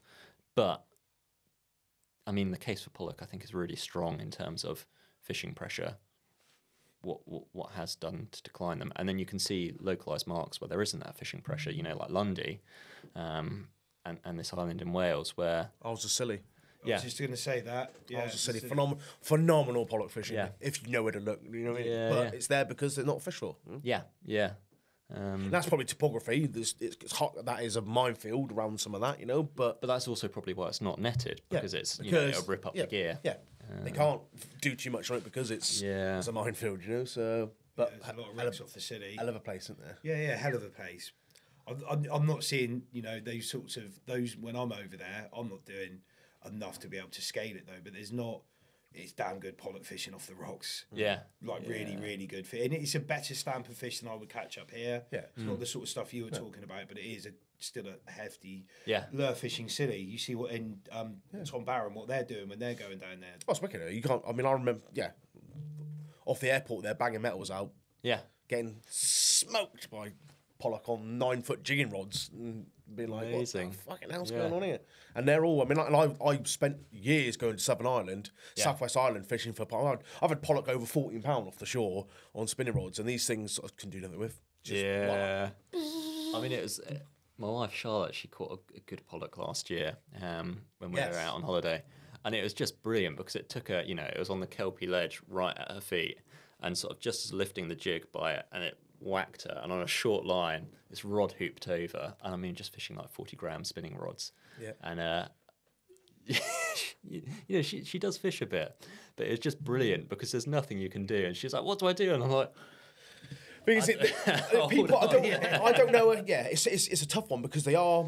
I mean, Henry did an article years ago with me about how like they just do not care. And I remember going to Jersey Island in Ireland, and my goal that year, I was in my early 20s, was I wanted a real big double figure pollock on a top water, and they were all like, "It's doable. There's some reefs here. They come up," and I was like, "I'm fucking doing it." Yeah. I remember going Sabile stick shad, floating stick shad, and I'm banging it out on this 40-yard cast down this ledge. It's like sort of 60 foot deep out the front over these rocky ledges. You could just about see the rocks. I remember thinking like, if it's going to happen anywhere, it's going to happen here. And I remember but it's also probably going to cut you off. yeah, I mean, and it just went ballistic. And I remember going, and this thing just going. Boom! And thinking, what the f-? It was like something out of your holidays. So this thing come up and it missed it, and then it hit it again, and it knocked the lure clean out of the water, and it come up again beyond, and just went, what up? And I hit into this thing, and I just smoked it on my it was a Shimano rod, and this thing went looping around to the handle, 20-pound Power Pro just going. Yeah. And then getting it in, and I remember getting a bit of flack online as you do the very early days. It was on Henry's original Blogspot blog, not his website now. And people were saying, "Oh, you lot should use our nooking mats and take more care of your fish," because this fish was fucking smashed to pieces. Its nose was all battered up. There was marks all down its flank. And I had to say to her, I said, "Look, so I'm going to correct you now." I said, and you can put that into what Charlotte was saying now, where they take at your feet and just go ballistic. Yeah. Now, that fish had never touched the floor. I'd netted that, picked it up and chinned it for the photograph. That fish had done that to itself, but you can feel them going through anything it can to get off that hook and just going through the reefs, the rocks, and just unreal in such shallow water. And they're just fucking mental. And if you've never caught those real big ones off the shore on light spinning rods, not talking beach rods, on spinning rods, no different to bass rods. Yeah. Eye-watering stuff. And those fish that you two put up when you go up there was like, oh my God, I need some of that. Yeah, it's good. Because I remember I didn't know whether you were at North, because I know you go to North Cornwall fair, but I thought he's never found them on North Cornwall. I said, right, Dan, we're going. When are we going, Dan? And then I saw that you were away. I was like, oh fuck. Yeah, bit further than Padstow, that, isn't it? I mean, it is kind of like if you draw a straight line from North Cornwall and just keep going a bit further. Yeah, it's not far. But yeah, sick stuff to see because it brought back some fond memories. 14 and a half was my biggest off the shore, and that thing fucking blistered me. It was just like, I've had lucky to have a load of big double figure ones off the shore on metals and soft plastics. But if you ever get a chance to do it, do it. Mental. But I mean, it's like this environmental grief thing, right? Like, I think that we have as anglers when we know that we should have this kind of stuff, this fishing, and the kind of fishing that you maybe used to have in the sea. Like, you know, we should have skate in our sea around here. What was caught in Salcombe 2 weeks ago? Did you see that? Little skate caught? Was that, there was a... And a halibut. And a halibut. I didn't see halibut was caught by, I know Mike. Yeah. He is, I want to call him like the pontoon manager. Yeah. Nos on Dart. he's got like a little knee day. I can't remember exactly. Lovely little boat, legit angler. You know, old school. Yeah. Cool. I think he holds some. I might be wrong, but I think he holds some Ray records off the shore as well. Okay. But yeah, he caught that halibut, 7 pounds. Down Portsmouth. Yeah. Because I was telling to him about it. I don't think that was legit, and I was like, that's Mike. Yeah. Mike's legit. Mike's got no reason. That was somewhere between Dartmouth and Salcombe would be my guess. Yeah, it's Portsmouth. Yeah. So again, it's these flatfish species which we should have much better numbers of. Like the turbot. But have been hammered by trawling, you know, and particularly, you know, you see pair trawling between spawning grounds and they get hammered. It just. But we, you know, now you get one caught and it's sort of extraordinary, and everyone's talking about this one fish, right? But we sort of forget, if you go back 60 years, this is the kind of stuff that you should expect to be catching and is part of our fishing here that we've lost, really. Shame in it. Yeah. You know, and you know, I got really into the bass fishing when I was living in Cornwall. I was a student down there, and you sort of read these old accounts about, and there's still big bass about, right? But the numbers that people used to catch of 10-plus-year-old fish, because of the fishing pressure now, fish just aren't living that long most of the time. Just not making it to that age. No, I mean, it looks like things are proving a bit with the protection of nursery grounds, but Salcombe's a nursery ground, isn't it? yeah. But again, they wanted to start netting there. I read that. And that was Diabolical. Unreal. Yeah. And it's brilliant that got overturned, and a lot of hard work went in from the Angling Trust and others to make sure that got pushed against. But that was just some people who wanted to make a quick buck, not seeing the bigger picture of the importance of these areas for fish. We used to see it in Stoke Gabriel. Well, on the River Dart, they used to salmon net, the old school salmon net, you know, in the boat, row out, bring it back around. And in the Castle pub is some photos of the old salmon guys. And you are talking these monstrous salmon they used to catch in the nets. Yeah. Not anymore. No. They bought everybody's licenses out 10 plus years ago. Yeah. But they used to keep the seal population in line. Those guys that were doing the netting. Now there's so many seals on the river. Yeah. With each one eating X amount of kilos per day, and it's a lot of kilos a day. Just the other side of Stoke, there's Blackrock. There's 20 or 30 seals that sit on those pontoons there, and that's just one section. Then you go down around the corner, and there's some down there. Then you drop down again, and there's some more down there. And that's some of that must have an impact on some of that fishing that's going on. I was speaking to Lucy about this, and she's like, "Yeah, but that's naturally what they should be like." But when the fishing, that population's been battered, and then the natural predators come back in, I'm guessing it'll be hard for that fishing to come back because there's so many predators for it to start growing again and getting back up the river and doing their thing. Yeah, I mean, there's lots of issues on the Dart for the salmon there, and they're doing particularly poorly. I mean, I don't know what the count was for last year yet, but the year before that, so 23, it was 60 salmon were counted in total, 60 salmon running the river. I mean, it's just... Is that a visual spot? That's not guys catching? No, that's a fish counter. So there's a fish pass there. There's a hydro scheme at the weir. Yeah, Totnes on the back of the weir. So there's a fish counter that pings. I know the guy that does the data validation. So, you know, those are legit numbers on how many salmon have run the river, you know, give or take a few fish. You know, it's pitiful. You know, it's a real crash of population. But the thing that's happened there, and the reason that the seals are there, is because you have a weir, and anglers love to fish weirs because it concentrates the fish in one spot, and seals do the same because it's easy pickings. Fish are coming off the tide, they're trapped by a barrier. Okay, there's a fish past there, but there's not always the best attraction. You know, it's other things that we've done in the environment that have potentially made it easier for predators, and that have meant that the impact when the predation does happen is much worse. I mean, you see in France where Wales catfish sit beneath fish passes, and they eat 90% of the salmon that come through these fish passes, because it's, you know, it's a conveyor belt of food. Yeah, it's funny you say that about 60 because it was COVID, so probably when it might have been 20 or 21, I bought a little bought a little inflatable boat, a Raptor. I was going to go and fish France. Yeah. Because of COVID, everything shut down, couldn't use it. So we were driving up to the back end of Kevix, which is by the weir, unpacking the boat above the weir, little electric outboard, You got all the paddle boarders going up there, and me, the missus, the daughter, the dog, up the river. And I was setting up, and I was looking at the salmon coming. They were all sat because you got the top of the weir, and you've got like the big slack spot before the river starts kicking up again, like the freshwater side, and they were just sat at the top of that weir. And I was looking at them because I couldn't work out if they like had mold. You could see all the white coming off of them. Yeah, the saprolegnia. There was well over 60 just sat there at that time. Really? Loads of them. Yeah. Because I even got my missus, I was like, she's got no interest in fish. I'm like, look at this. And she was like, oh yeah, lovely. I'll get the picnic. You know, let's go in the boat. And I was just watching them. Well, that's an endangered species now, salmon in the UK. You know, that's something special to see. Yeah, there was loads of them sat just on that back bit. Because you know when you got the hydro bit, they were sat in, because you got that little, it's not a canal, but there's that little, because when you walk down, you walk over that wooden bridge, and there's that concrete channel that runs up. They were just sat all in that corner there, because there's a little rope swing. Yeah. They're all just in there. Wow. I don't know if they just come up or they just work their way back down and they're about to go again. I mean, it would have been summer. Yeah. Summer, it was 20 or 21, I can't remember. Okay. The COVID years were a bit of a blur. Yeah, there was relatively, I mean, the salmon runs were much better then than they are now, but you also get the sea trout coming up there, and they'll sit in shoals beneath the weir as well. And when they're fresh, they're quite hard to tell from salmon.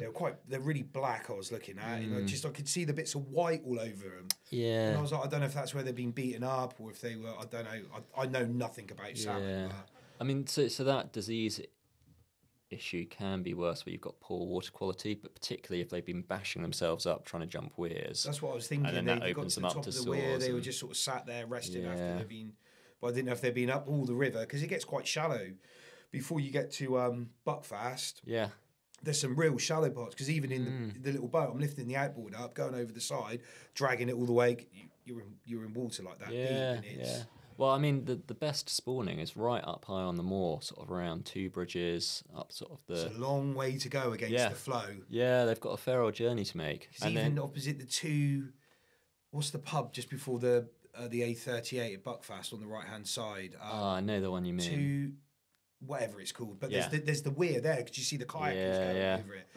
And even between that weir and that weir, it's fast-flowing water, isn't it? I wouldn't have to try and... It's hard enough trying to paddle against it, let alone swim after being out at sea all year. And they're not eating when they're in fresh water, you know. All of that's on their energy reserves. The last podcast, You know, it's extraordinary, the life history, the challenges they face. Do they not eat till they go back out to sea then? Some of them will. I mean, sort of naturally, the rates of returning to sea would have been higher. You see it now where you get rivers with dams and barriers to migration, that the rate of kelts, so that's the salmon that's spawned and going back out to sea, the survival rate is lower because the amount of energy that it takes to get back upriver, and then they've got to negotiate these weirs on the way back down. There's extra predation at weirs because it concentrates the fish, as we were chatting about. And so there should be a fair proportion that do multiple spawning, particularly of sea trout. Salmon, our Atlantic salmon are sort of interesting compared to the Pacific salmon in that they should return to spawn quite a lot. And those returning spawning fish that have spawned once and come back again contribute a really disproportionate number of eggs because they're just that much bigger.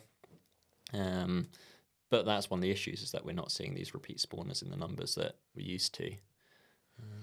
Sad, isn't it? Yeah. Do you get problems with otters? Does that play into it as well? Because they reintroduced otters onto the Dart. Now all the carp fisheries, all the way going out as far as Harborton and places like that, they've now got a fence, everything, because they've just got otters, which started on the Dart. If I was an otter, I'd you see these lakes stuffed with big fish. You can't blame them, can you? No.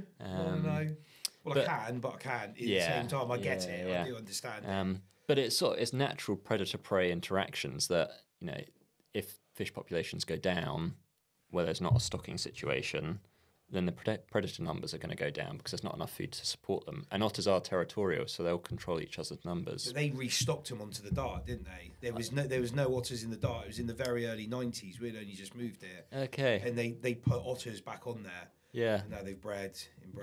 I don't know the history of it, to be honest. Yeah, no, they re-put them onto the Dart. Okay. And now because they can travel some distance, those things. I've seen them on the Bute Canal. Broad daylight, doof, doof, doof, doof, doof, doof, running up the side of the towpath. Yeah. I told the story about the Labradors. Like this, they're coming down with these 2 chocolate labs. Yeah. And these dogs are going nuts. They've gone and they've run at this otter, and this otter's just walking towards them. And just at the last minute, it just went and just sunk into the water and just out the other side. It didn't care. Yeah. But I mean, in terms of sort of issues that fish face, if you've got otters there, it's kind of a good sign that there's good numbers of fish about. I mean, it's a different situation if it's a commercial water and you're stocking coarse fish. But if fisheries are able, and you know, otters' food naturally would have been a high percentage eels. Now, eel numbers have gone, you know, absolutely through the floor because of various different things going on. But if a river can support predators in it, that's a good thing, you know, because it means the fish are there. Obviously, there's all kinds of other factors there, and salmon are now an endangered species where you think, well, actually, if you can deter predators in areas, maybe that is important if the alternative is this species goes extinct. But it's all part of the natural picture. What's not part of the natural picture is these barriers to migration, is the pollution, is the bycatch risk to these fish at sea, which then mean that in these natural interactions, that maybe is the straw that breaks the back. Do you have an opinion on bycatch? Because you see it on the trawlers. Yeah. They're pulling this gear up. Who was the chef? Hugh Fernley Whittingstall. He did a thing on it quite a while ago now. And it was like, why are these fish just getting dumped dead back over the side when there can be something that can be done with them? Do you have an opinion on that? Or is it... I mean, particularly for salmon and sea trout, it's an issue which doesn't really get focused on because there's no legal catch. So officially, it doesn't happen. But then the SAMARSH project, which was this project looking at salmon and trout around the English Channel and understanding their movements and what's happening with them, they paid some netters to go out and look at everything they caught. And lo and behold, you've got loads of salmon and sea trout and their post-smolts. So just as they're coming out as juveniles into the sea, in the coastal waters where people are netting for bass and pollock and these things, really high bycatch of salmon and sea trout. But it doesn't get declared. I've never really thought it, really. You always see, whenever I think of bycatch, it's full of bass or other things. But actually, you're right. I mean, they're going to be caught as bycatch, aren't they? I mean, I've never really even...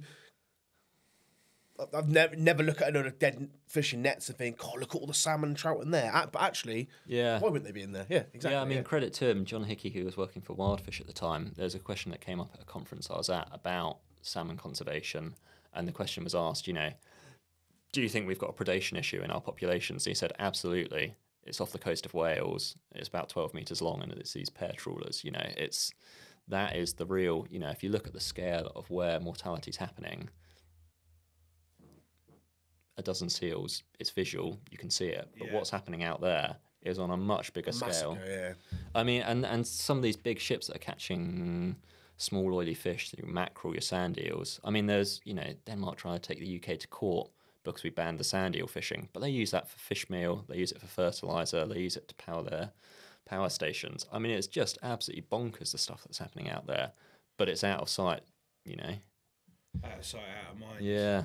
Did anything happen about that when he brought that up? Did anything happen in a conservation way to say... In terms of Hugh Fernley Whittingstall and the bycatch? Yeah, no, you were saying about that, the guy, was it John he was called? John Hickey. Yeah, did they say, okay, we know that these fish are coming out the rivers between here and here, no fishing? Or was it just sort of, okay, we take your data on board, let's go and buy another warship instead of funding it? Yeah, it was a friendly audience because it was salmon researchers, essentially, at that conference. It wasn't... I can't see that there's really been much legislative change in terms of the evidence we have now on salmon and sea trout bycatch at sea. It hasn't changed fishing regulations. There used to be this understanding that salmon and sea trout only swam in the top layer of the water, so as long as you set your gill nets 3 metres below, you're fine. Actually, we've seen from the tracking data that they're using the full water column, they're coming up and down, and so that's not a protection measure. Nothing's changed around that. So they did that on the Severn. Do they call them... what those wicker baskets? They start that wide, they go down to like those eel trap kind of things. Yeah, well, they used to use them for salmon. Okay. But they've got them going up, you know, higher than I could reach, so they're definitely swimming through different... Actually, the guys at Bass, when I went to Bass a couple of months back, there's a number of cameras put out where they were monitoring what was seen on these cameras in various areas. And there was often game fish seen within that count on those cameras. Yeah, yeah. That was surface to bottom. You know? Yeah. So yeah, you're right. That's interesting to hear. Yeah. You think that if I was in charge of the country, I'd be making the fisheries minister go to all these sorts of things. That should be his job. Yeah. As a fisheries minister, you should be so clued up on the fisheries Yeah. that he can come back and then sit down and go, we need to do this, we need to do this. Yeah. But there seems to be, Yeah. in my limited knowledge of it, a bit of a disconnect between the guy that's actually really got the power Yeah. and then all these guys like you that are collecting all this research, and it's going to, like you're talking about this guy, it was just a conference about salmon fishing. Why wasn't the fisheries minister sat in on that to hear this stuff? I mean, we had a really interesting one recently, this international salmon meeting that happened, and Daniel Zeichner, AMP, I think he's in charge of environment, rural affairs. I forget the exact definition.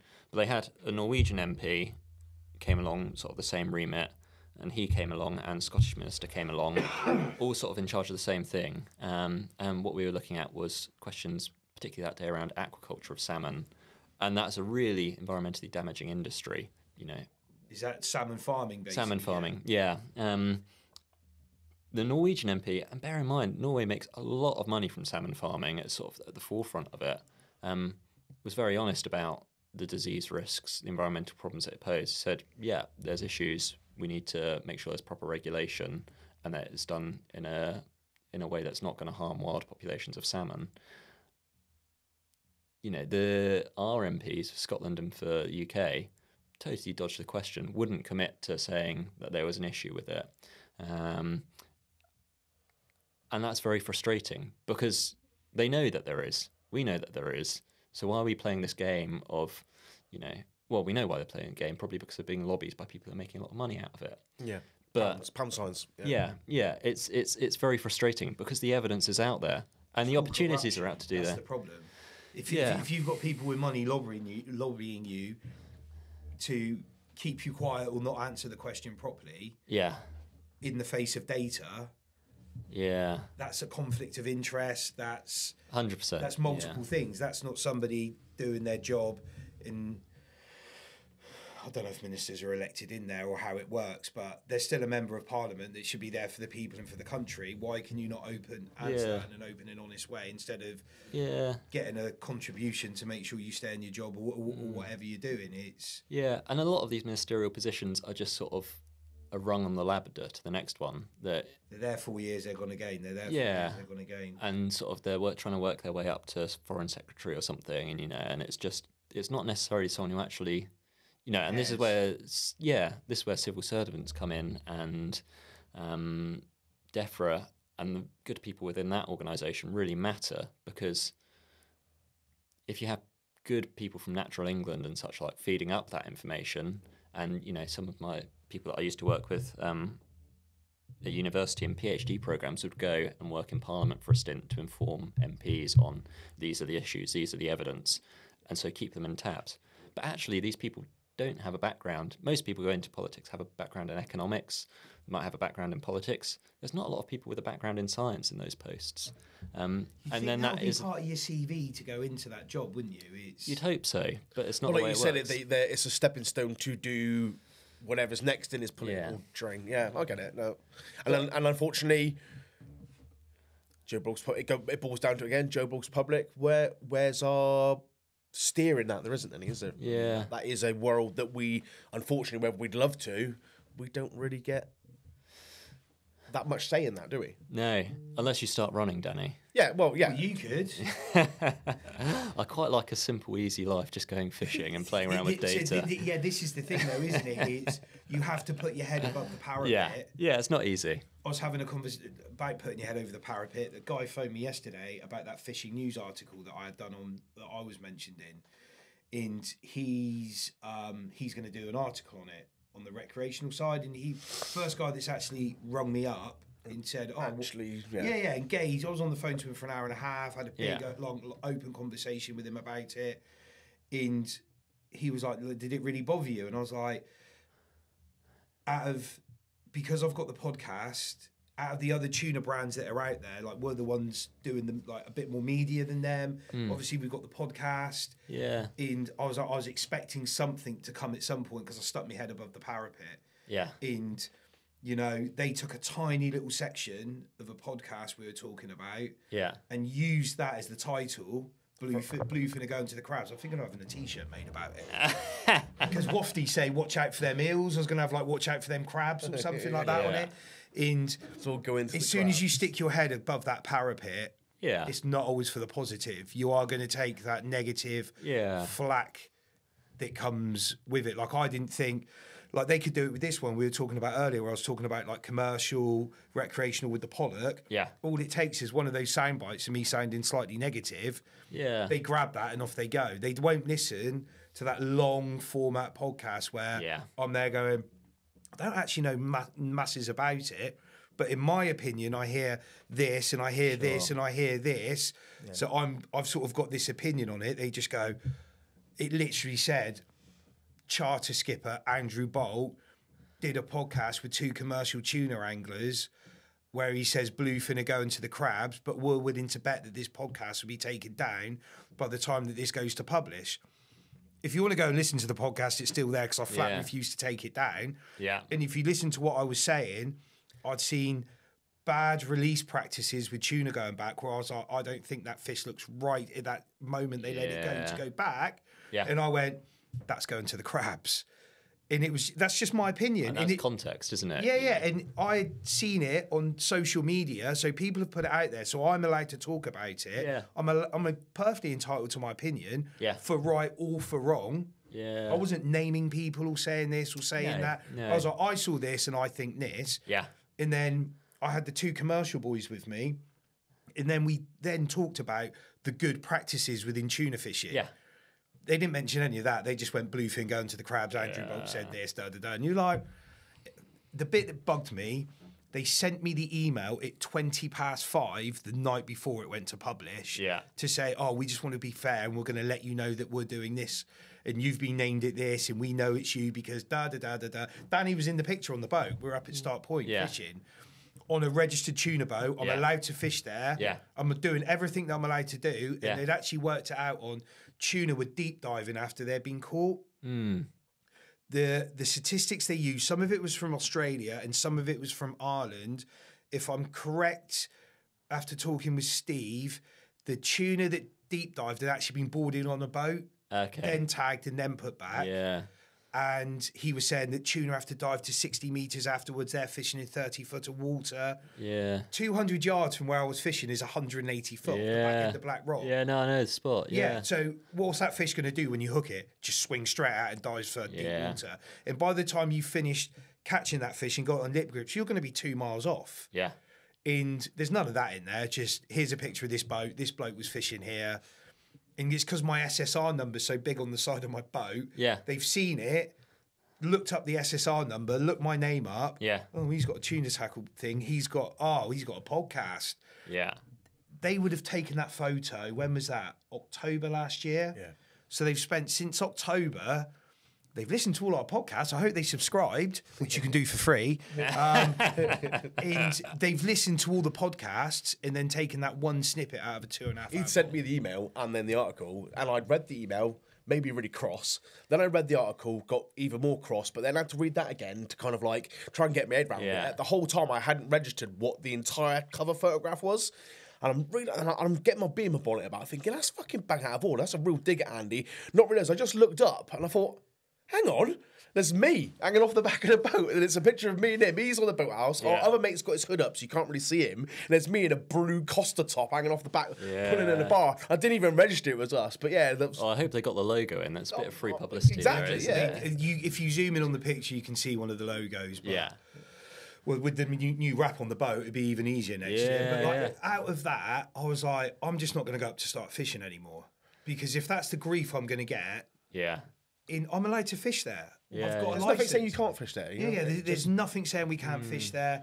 Steve Murphy from the Bluefin Association was very, very good about it because I rung him up, spoke to him about it, and I just said, like I just said, I spoke about something that's my opinion. Yeah. And I went, if this costs me my license next year, it cost me my license. I'm not reneging on what I've said. Yeah. It makes you look weak.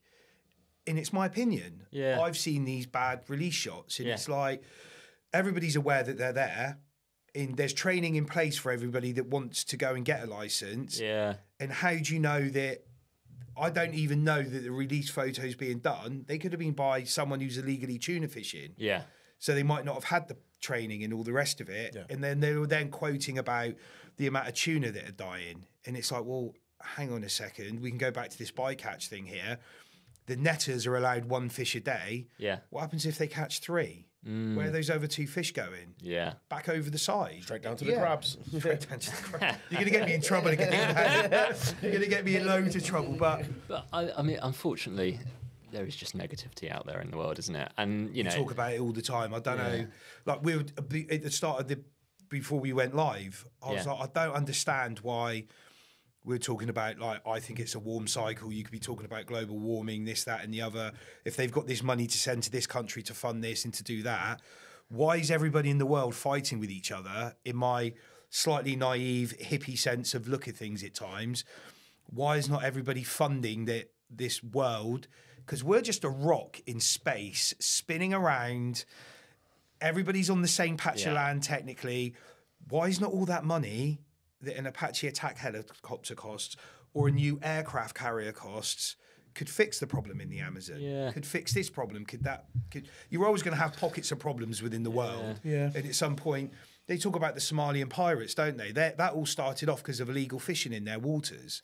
Yeah. And they were going out to protect their waters. The waters got decimated. So they went, man, we might as well just go and nick all the boats that come past and hold people to ransom. Yeah. That's a problem from overfishing, which you've now got this other problem from.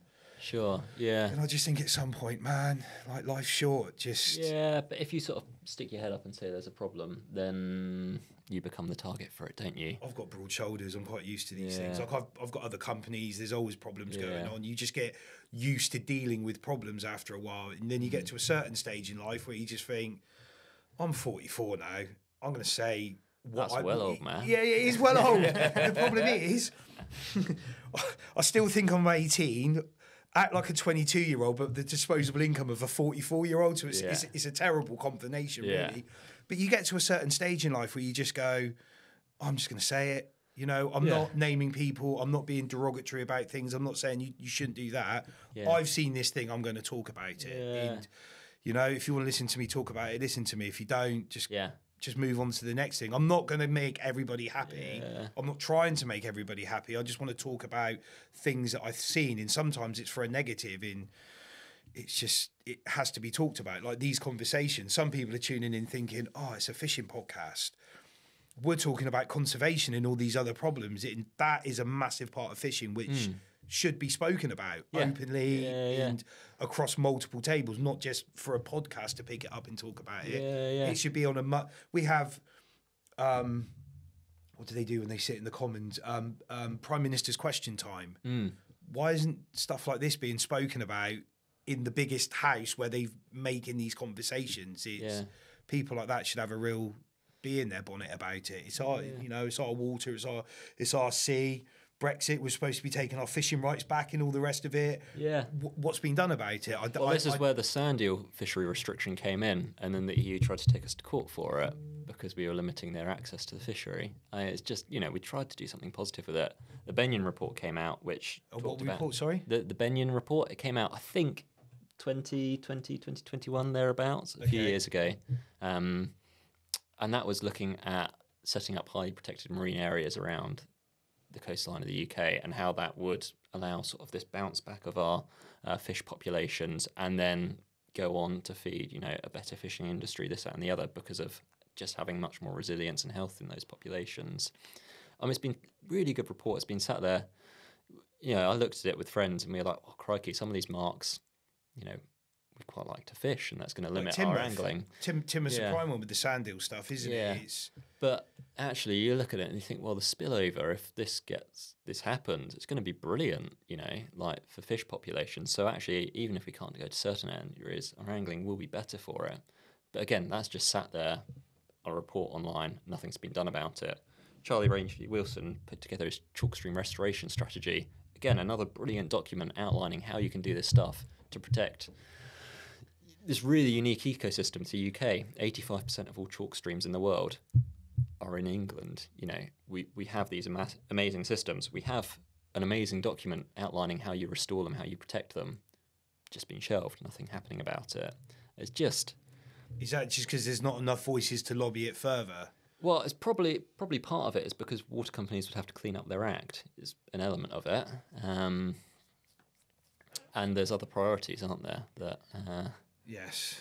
limited time, resources, all this, that and the other. These nice, fluffy sort of conservation stuff, it doesn't sound very important, even though it's sort of the earth systems that we all depend upon.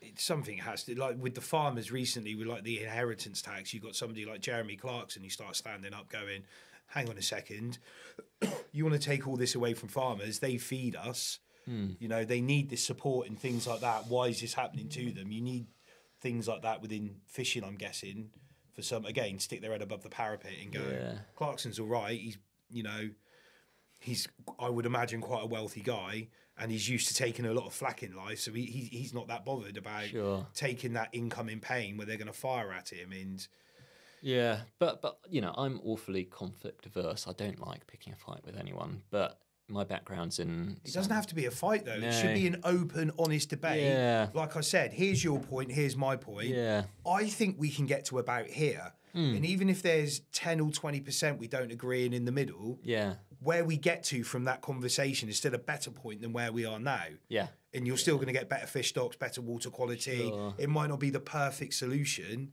but it doesn't have to be a fight. It should just be a topic of conversation that people are having. Do you want a bottle of water? Yeah, go on then. Do you want a bottle of water? I'm all good, thanks. You can carry on chatting. I just need water. So no, Dan. Yeah. We've covered like these sort of things, and it's We've gone obvious. deep quick, haven't we? But that's a good thing though. But at the end of the day, we know deep down that it isn't just a case of rocking up with a petition that's going to make these changes. So we understand that. Yeah. But let's just put a bit of a twist, a positive twist in this. Yeah. Obviously, there are, for all of the moaning and groaning and the death of our systems and our fish stocks, there are some positives in it. I mean, let's move forward and let's talk a little bit about some positive vibes. I mean, we've said stocking on the river. Should we talk about that? Really? Let's go. Let's touch a little bit on the trying to work positivity. out how we could get to that. To be honest, Let's talk a little bit about, there are positive effects going on here. There's fish that have come back from extinction. There's, I mean, so it's not all doom and gloom. No. We are, you as a job and your career choice and your colleagues do make a bit of a difference. So it's not all doom and gloom, is it? You know, Hopefully. Yeah. I mean, like I said earlier, tuna are the perfect example of, you know, international cooperation, conservation, get the data there. And the work that Lucy and Matt have been doing with the tagging of the tuna and the tracking and seeing what's happening after capture, it all informs how you can manage this and do it in a positive way. So there is light in the tunnel, isn't it? There It's a long tunnel some days, and I think and all of these things are very doable. You know, it's not that it's impossible challenges to surmount, but it just takes a bit of, you know, of course. rocking the boat. Absolutely, mate. Absolutely, mate. So let's have a bit of a twist, because we're going on a little bit now. Let's. So you're fishing yourself. We know you did a bit of carp fishing back in the day. Me and you I loved it. Yeah. I love carp fishing. Me and you have spent many a times chasing pike on the fly and things like that. I know you like a bit of wrasse fishing. You like a bit of bass fishing. So we're March now. The season's coming in. I mean, have you got any like trips away, or what's your goals for like the spring, summer with your fishing, your personal fishing, not work, just you as Dr. Dan Osmond, Trout Jesus. What's your fishing now going to be for the next few months? Have you got anything lined up that's going to be kind of cool for you to take your work head off and go and just be a fisherman? The work and the fishing, sort of, the boundaries are very blurred, and it's kind of, I do sort of like realise sometimes when I'm chatting to Charlotte, like, I might be too deep in here. Like, there's a lot of fish going on in my life. That is sort of like, start the day, listen to a fishing podcast, then you go to work, go electro fishing, and then after work, you go fishing, and then you're like, oh man, like, when am I going fishing? Am I too one-sided? No, you sound a man committed to the cause. Yeah, I like fish. I really like fish. But I had an amazing one. I will answer the question. But I had an amazing one a couple of years ago where I was taking an interruption in my PhD, various factors, but essentially I was just a bit burned out. And so I was doing some work tagging salmon and trout for Game and Wildlife. They put all these little microchips essentially in salmon and trout, so as they go past a receiver, they go bing, and you can understand. Is that the same buoys they use for the tuna? Those yellow buoys that are down on the bottom that ping those. So this is looking at more at survival rates in rivers. So they've got receivers, sort of different points. Right. In the Okay. river They put receivers in for these particular microchips. And then they will then catch them as their smolt's going back out to sea, so they can see how different fish have grown in the river, and then how that affects their survival rate. You know, do bigger fish survive better than smaller fish?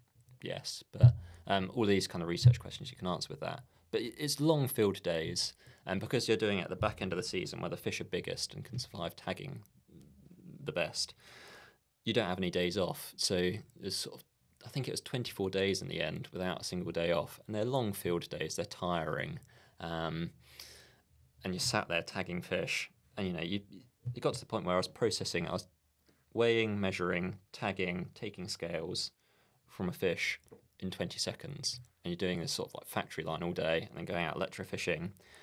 And then I was living on site at the research lab there on the river. And the other thing is I spent so much time fishing that summer because I wasn't working. I was on antibiotics for Lyme's disease at the time. And it... That's quite a serious one as well. Well, yeah. I lost my thumbnails because what they don't tell you is that what they do tell you, it makes you sensitive to the sun. But I was spending that much time out with my hands like this, fishing, you know, thumbs up, holding the rod, that it burnt the nail beds of my thumbnails. I was like in excruciating pain. I couldn't work out what was happening. It was like these blisters had formed underneath my thumbnails and drove my thumbnails off. So I was like, I was out and about so much that I lost my thumbnail. It was just bonkers. But I was sort of doing these like... I've never heard of that before, lost Yeah. my thumbnails. I was doing these 16-hour field days, you know, tagging without any days off. And then like every night apart from 2, went out sea trout fishing. Which if you haven't done sea trout fishing, it's the best thing. I mean, I've not caught a tuna, so I can't compare to that.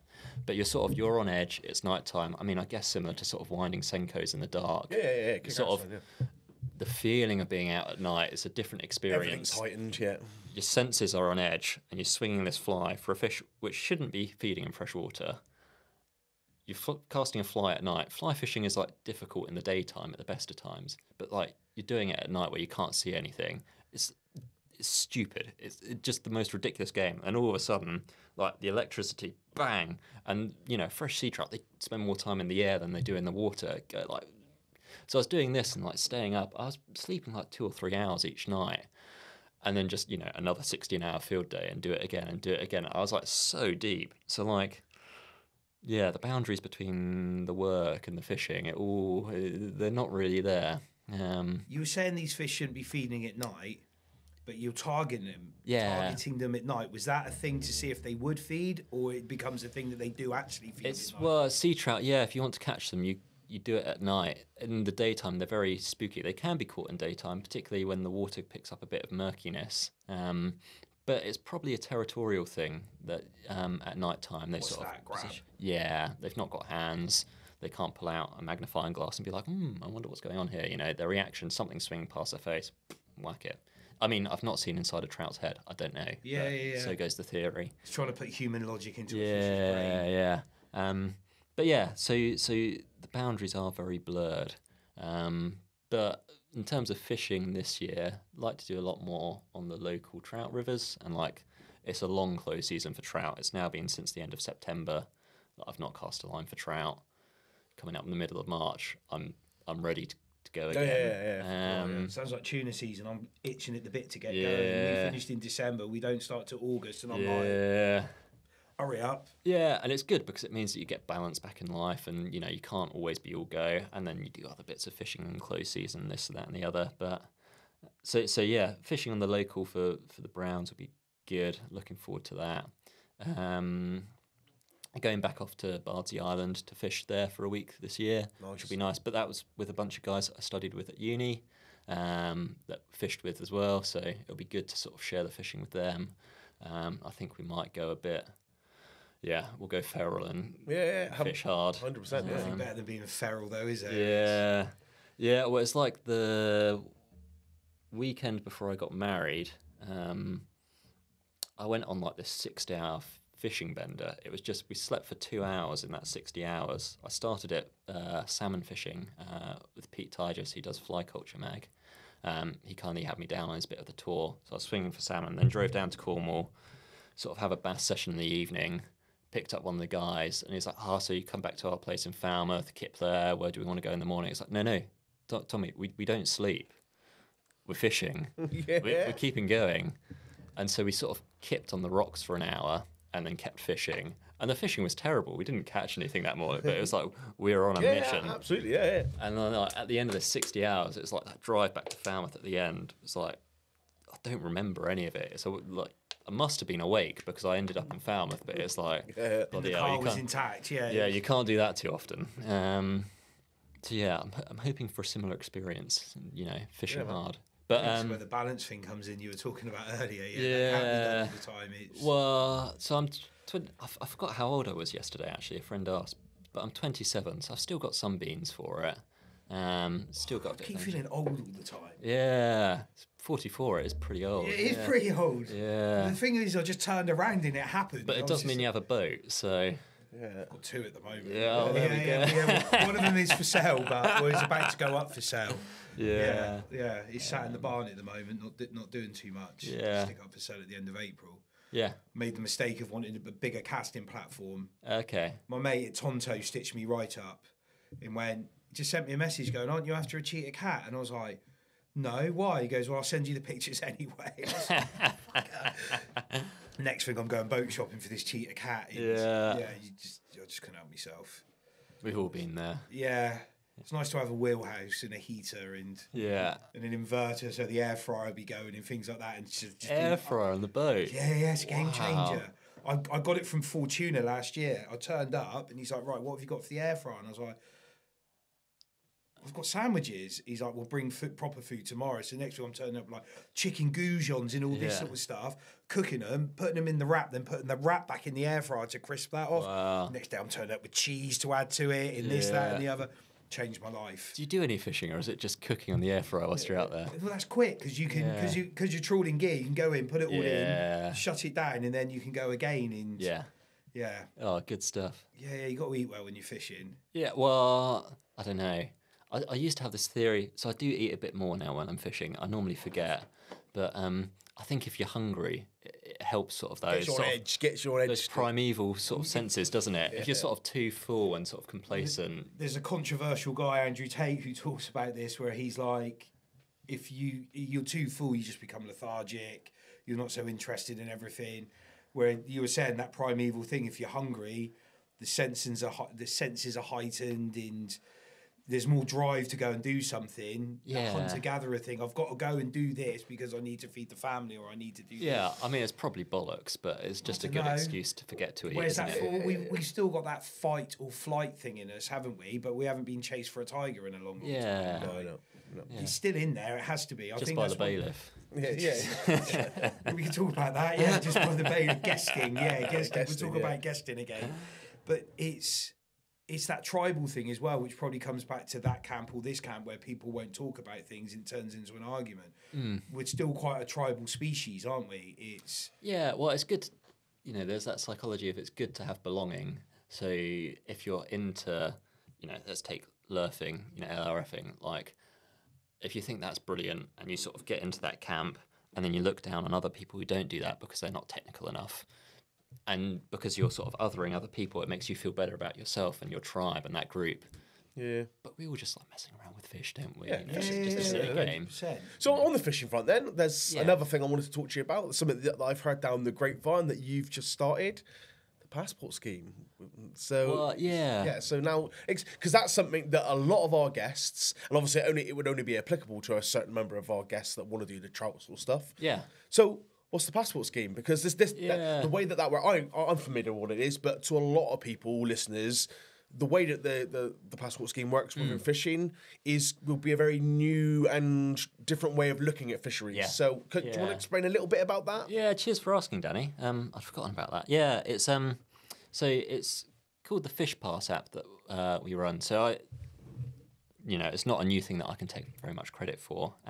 It's been run by the West Country Rivers Trust through sort of their angling side of stuff for, since 2000 thereabouts, I think. And it used to be this paper token scheme. Stamps, yeah. And you put them into a little letterbox and they get eaten by snails and someone has to drive around and pick them up. Now there's sort of this phone app where you go up to a bit of river, you scan a QR code, it takes some tokens from you. Most of them are sort of about £6 to £15 a day. It's not expensive. And there's some free ones on there as well. I really loved it when I got into fly fishing. Still really love it, but particularly then, I was a student. When I started at university, I was living on £5 a week for food and drink, so I could prioritise other stuff, going out fishing and all this kind of things. So it was white lightning in a packet of crisps.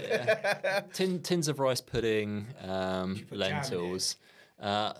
Jam in you could get like 20. Yeah, the jam. There used to be a good cheap value one in Asda that I would get. Got to have jam in rice pudding. Yeah, but it is affordable, and you sort of when I was growing up and coarse fishing, you think of fly fishing, and I got interested in fly fishing because seeing people fly fishing for carp.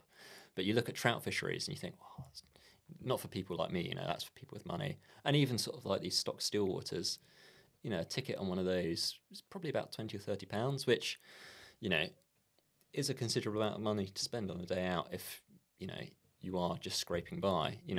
That's a big thing, particularly if you don't know you're going to catch, you're not very good at it. Are you going to drop that amount of money on something where you're not going to get any touches all day, But the angling passport, it makes it really accessible and affordable. It's not big bucks. You go out and fish for wild fish, and it's putting value into these river systems that otherwise for a farmer might just be a drainage ditch at the bottom of the field. But now all of a sudden people are turning up and care about it. They're giving them money to go and fish there. It's opening up a different economy, giving value to the rivers and the wild fish. I reckon you could do that with tuna. Instead of everybody having a licence, you could do the passport scheme. There's got to be something that can move across to that to open that fishery up to people, surely. Maybe, yeah.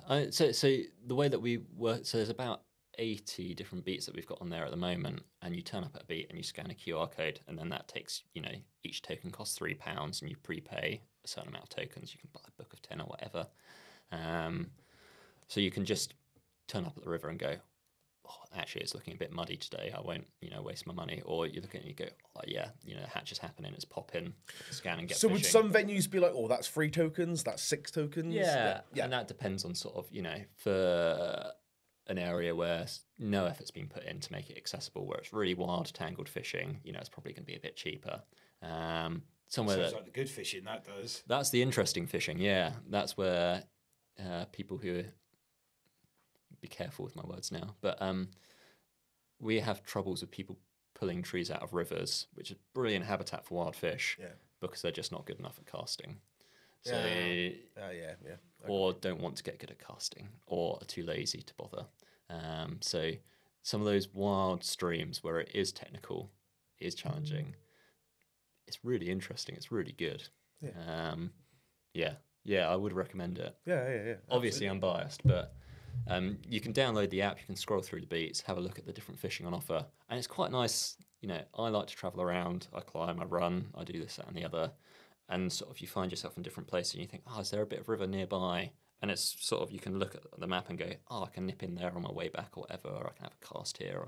We will link all of this to the YouTube vid, so when it comes down to information, they'll be able to click on the passport scheme. So all that'll be there, so people can, if they want to, if they're into their trout fishing, they can find that through here. Yeah. Normally would have Aaron, I'll be giving him a nod in a turn up. We will link that for you. For the day. Oh, grand. We will link all that for you. Yeah, so. Even if you think trout's not for me, it's accessible. But it is because with Gerald Spires, we spoke, and Andy's face was lit up. Now, probably on one of his days off in the next couple of weeks. Now the season opens. Oh, it's magic. We're gonna have a doubt with him. I messaged my mate Merv, who I bought that fly with all those years ago. Yeah.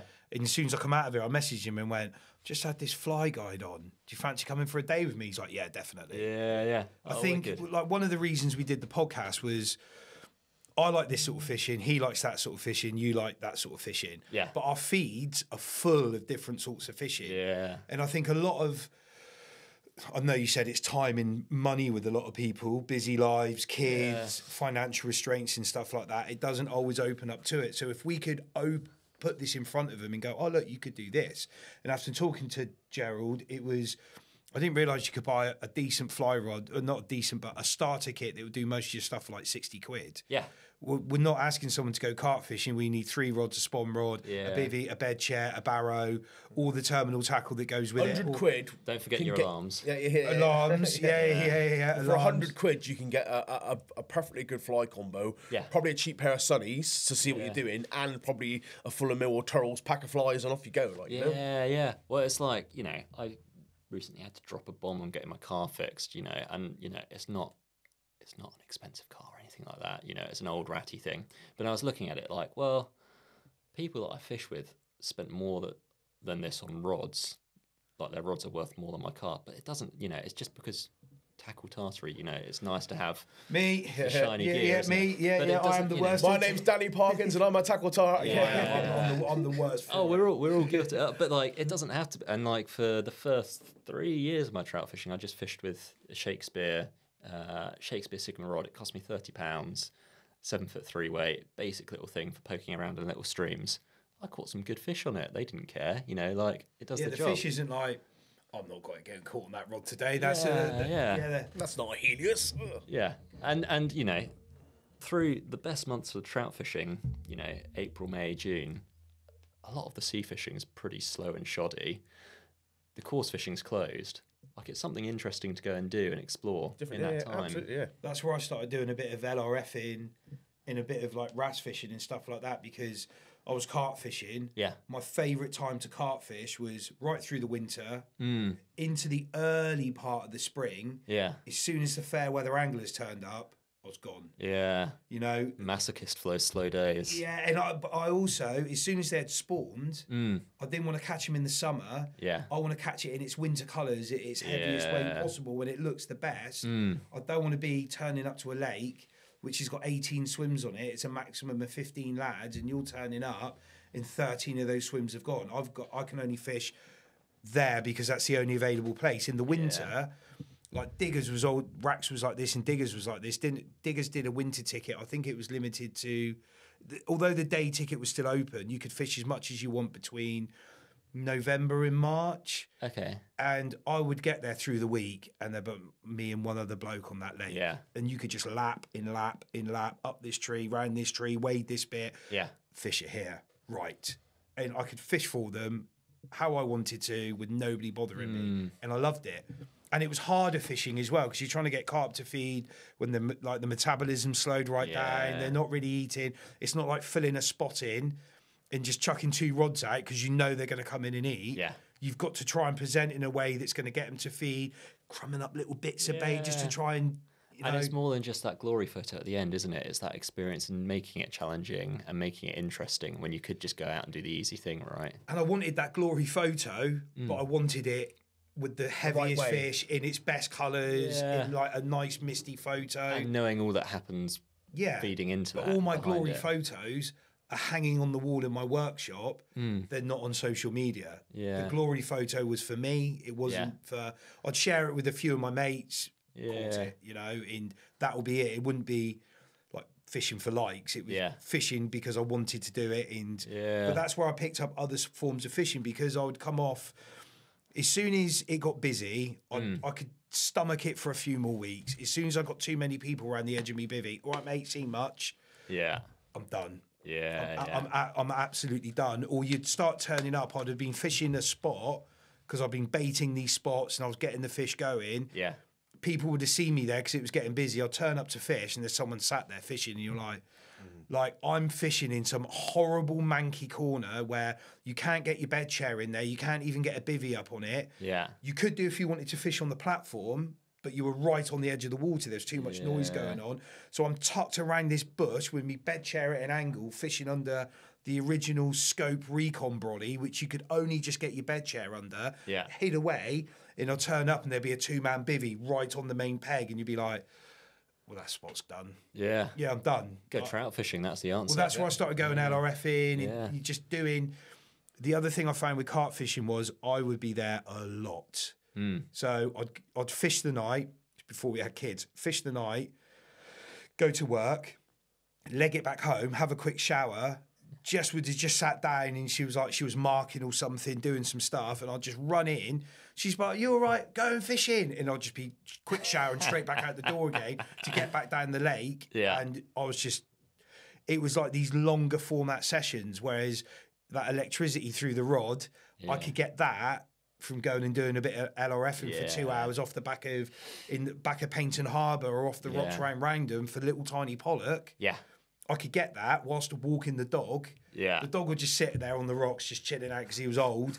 I'll get a couple of hours in and go back home again. Yeah. Yeah. And you can scratch those itches by not having to spend a whole week on the bank. Yeah. And it's good when you can spend time because well, at least I find that I learn, when you actually have time when you're not just going through the motions of, I've got a couple of hours, so I'll turn up to the spot where I think it will probably work. If you can spend a day, check out some spots, some stuff that you don't know that will work. If you've got limited time, then you probably do just want to get that fix, scratch that itch and catch some fish. But, it's good to have campaign fishing in carp. That was the thing. I was on that water because of one particular fish and a couple of the bigger backup ones. Yeah. The other ones would come in, I'd look at it in the map, maybe take a map photo of it, slip it back and just be like... Boot it in. It wasn't that bad. It wasn't a bream. It wasn't a bream. And it was, I was very much at times going through the motions. I was so dialed in. Yeah. I'd been pre-baiting these spots because I knew that if the wind was at this end, or you learn with carp that they were taking certain routes around, and you're setting traps in different places, and you'll be like, they'd come past it, and they're past you, so you move up to the next spot, and you're not always taking everything in that's around you because you just dialed in on what you're doing with that. Yeah. I was doing it on island. I knew in early spring bite time between 5 and 6 o'clock in the morning. If I hadn't caught by 6, I was just going to work. Yeah. But I was spending the night at home. I was getting up at 3 o'clock, legging it down to the lake on my pre-baited spots, putting 2 rods out on those spots, sitting back in my chair and just going, 20 minutes. Beep. Like you just knew when it was going to go off. Yeah. And you could just fish those 2 hours and then disappear off to work again. Yeah. But that was only like it might have changed on there now. It was like a 6 to 8 week window that was happening, and it was... Yeah. Well, there's always learning, isn't there? But it's a nice feeling when you feel like you're tuned in and you know what's happening. Yeah, cracking the code, isn't it? Yeah, all about it. You could have gone... I could have stayed there and gone down the other end of the pond and stalked one out, had one off the top. Or, these fish have moved around the corner. Yeah. There's always a chance of a bite, but I knew I was going to catch him at that time. And it was... I think that's the beauty of the fly fishing, isn't it? I mean, it's something that I related to. Same with the lure angling is, like, say, little vest, net around your waist, waders, glasses. Yeah. Just having a Simple, poke around, isn't it? having a look around, and super mobile fishing. Yeah. Like I said, big into climbing, big into trail running and all this kind of stuff, mountain biking, and it's sort of this stuff that allows you to explore landscapes and be in tune with nature, which you do get when you're static fishing, but you get so much more when you're moving and exploring, and from fishing estuaries for bass, and you're following the tide up as the creek is coming, and you're wondering about what's happening and where they're going to be at this time, and what they're feeding, and all this kind of stuff, and that will change on tide size and all the different weather features, and it really forces you to dial in. Absolutely, And that's what got me into fishing. Was I was just interested in fish, and catching them was just a way to test theories or to see them, and it is just that thing of like, I wonder if they're doing this. Well, you place your bet, you go out and you cast or you present that, and you test the theory. Yeah, that's what it's all about, isn't it? Yeah. Fuck yeah. It's a deep hobby. Yeah. Very deep for you, but it's... Well, there's still... So I'm going up to South Uist in June, end of June. I've not been up to Scotland fishing up on the Hebrides before, so that'll be really interesting to explore. The totally different style of fly fishing to what I'd normally do. Yeah, I only ever go to Scotland in winter for the mixed climbing. So it'll be nice to have a new experience. Planning a trip. Paris opened my eyes up to how beautiful it was. Stunning, stunningly beautiful. Yeah, and hoping to get to New Zealand for next February. Planning for that, and sort of looking at the kingfish fishing out there. It's just there's so much to be had, isn't there? Absolute madness. Yeah. I'm off to Robinson Crusoe Island. Oh, mate. In January. Yeah. Heard about this place? I've not, no. Oh, we had Dave Lewis on the podcast, and he started showing me this stuff on... That's a prime example of what we were talking about earlier on. allowing Mother Nature to just get on and do what it wants to do because of where it is, and no fishing for years, and all of a sudden they opened up a fishery for rod line, and it blew my mind. There was a little YouTube video on it as Dave was sat here, and I was like, how do I get on that trip? And he was like, well, I think they're all fully booked for this year. And all I said was, I really want to go, like keep in contact. And we're at the Big One show 2-3 weeks ago.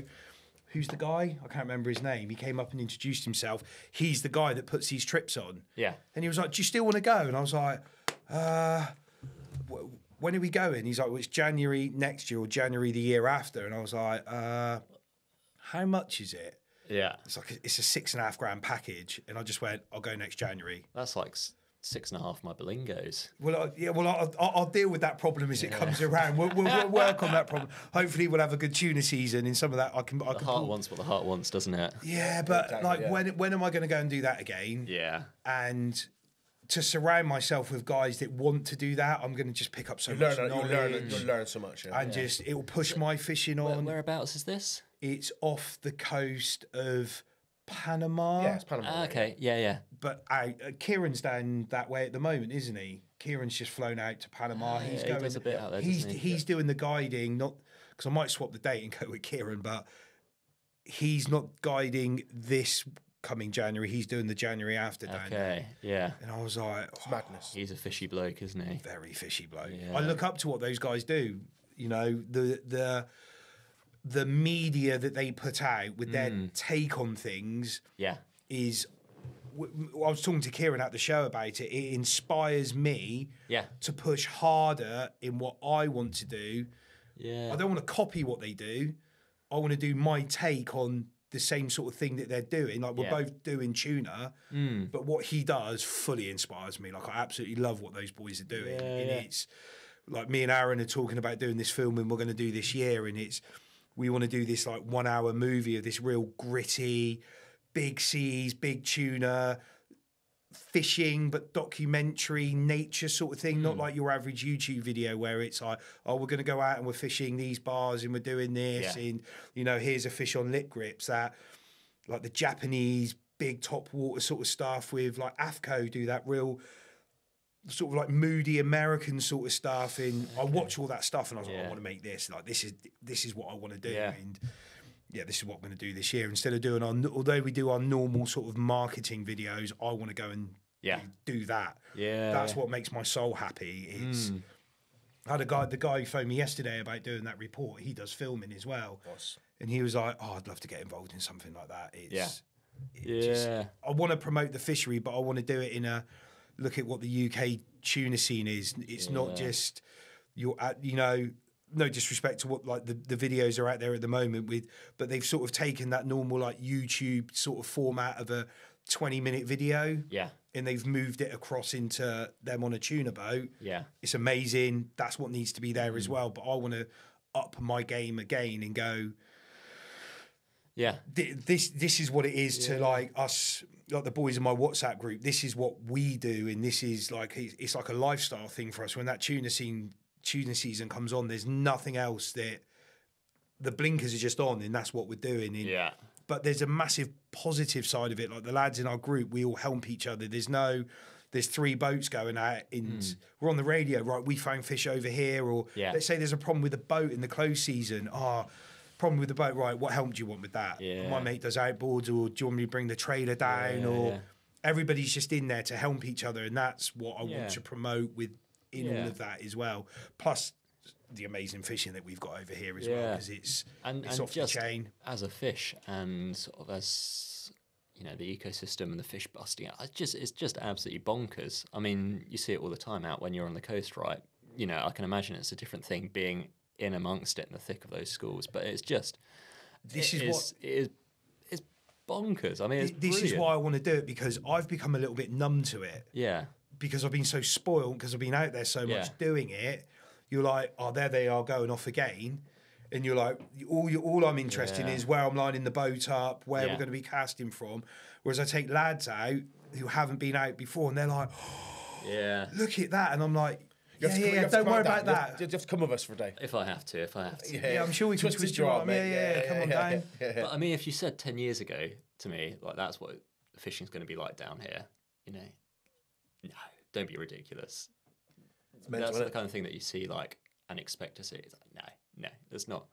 Just, you know, you do lose that perspective of just how amazing it is, right? And It's to be when able to it's- showcase that would be brilliant. It's when it's really going off out there. Yeah. And you're coming up to them, and there's a glitter trail in the water of all the scales. Yeah. And it's like over a mile long as you're coming up to it. And you can see this eruption going on the surface, and you're still like a mile away from it.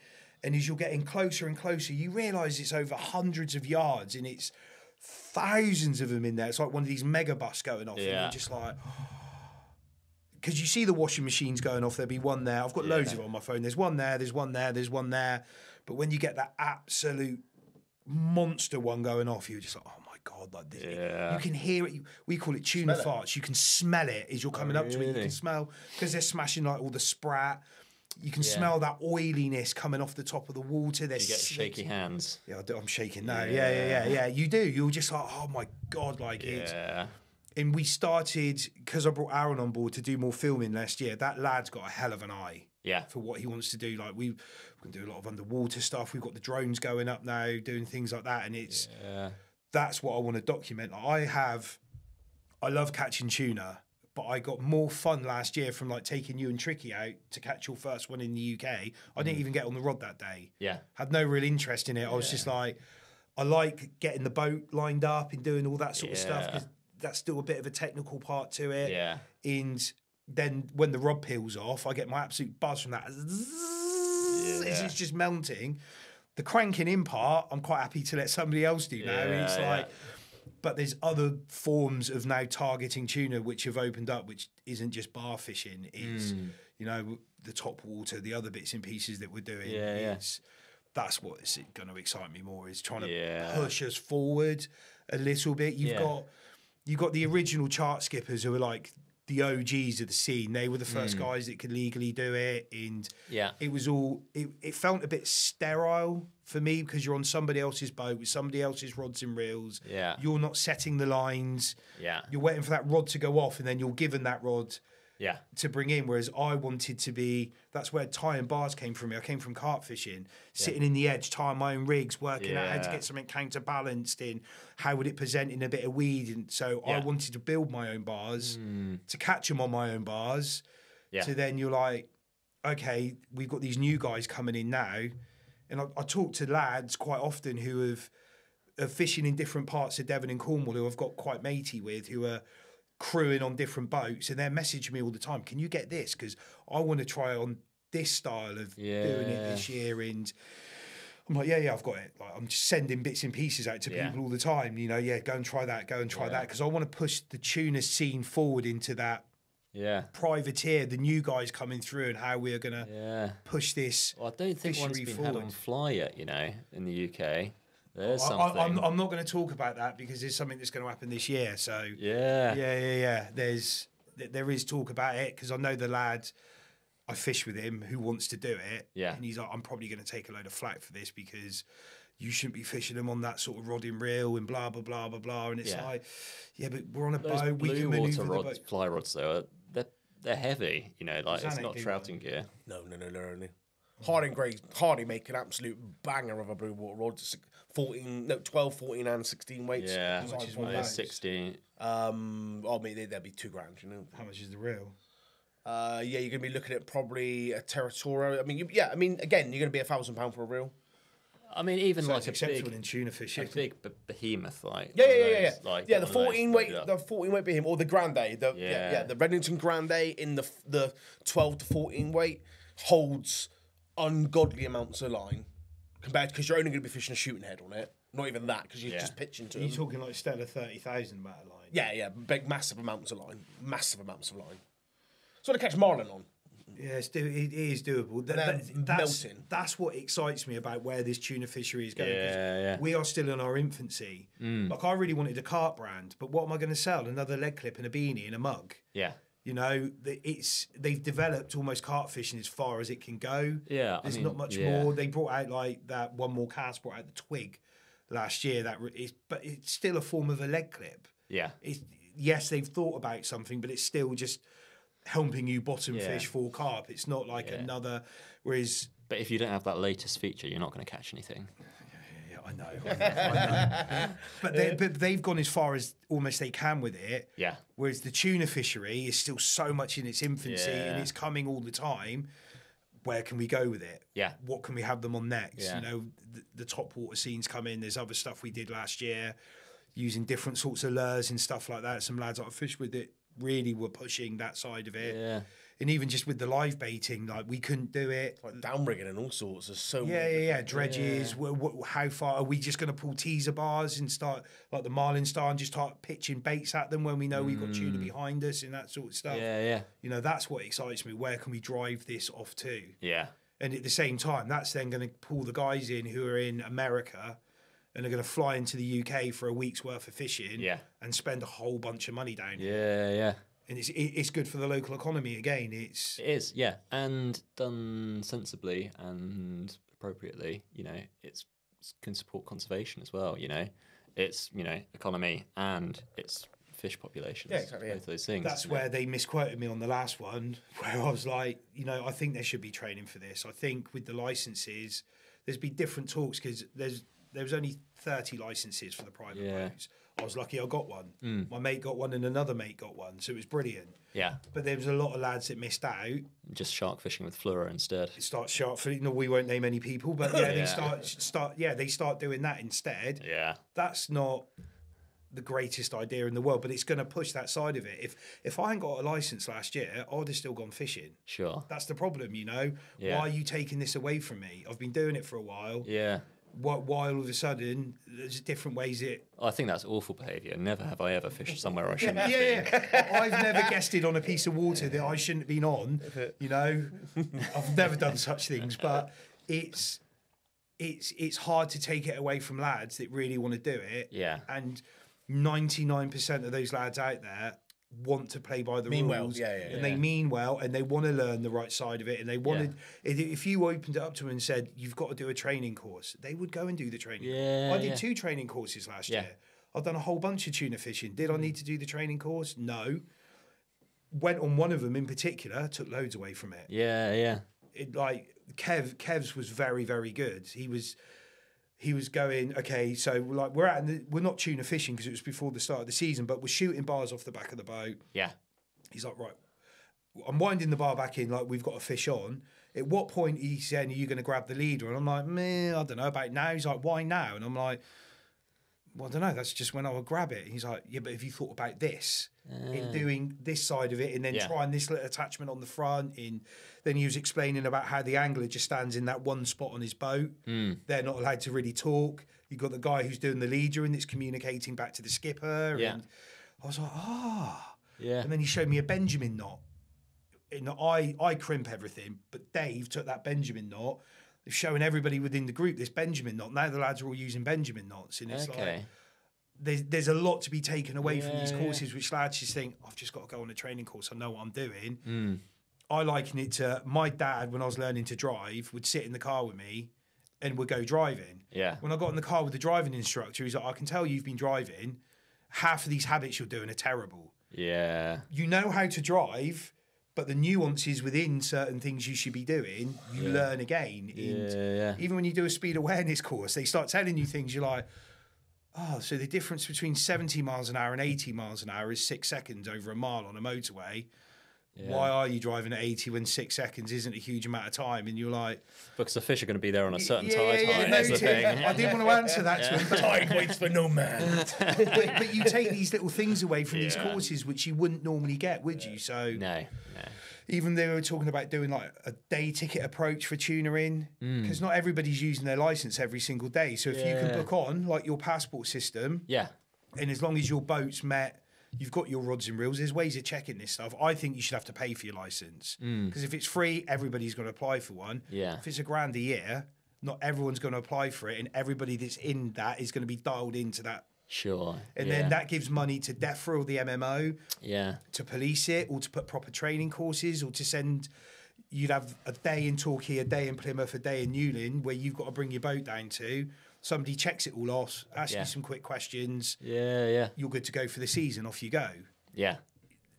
You know, Yeah, it and sounds sensible. I Yeah. want to open the fishery up to more people. Yeah. But like we were talking about with lobbying and things like that, it all just takes time. There is no, just because Andy wants to do it now, there isn't a quick fix, because everybody, like the charter boys want to protect that side of it. The recreational boys want to push in further, and there's a fine balance, because chartering is good because not everybody owns a boat and it's accessible tuna fishing. So those guys can still go tuna fishing.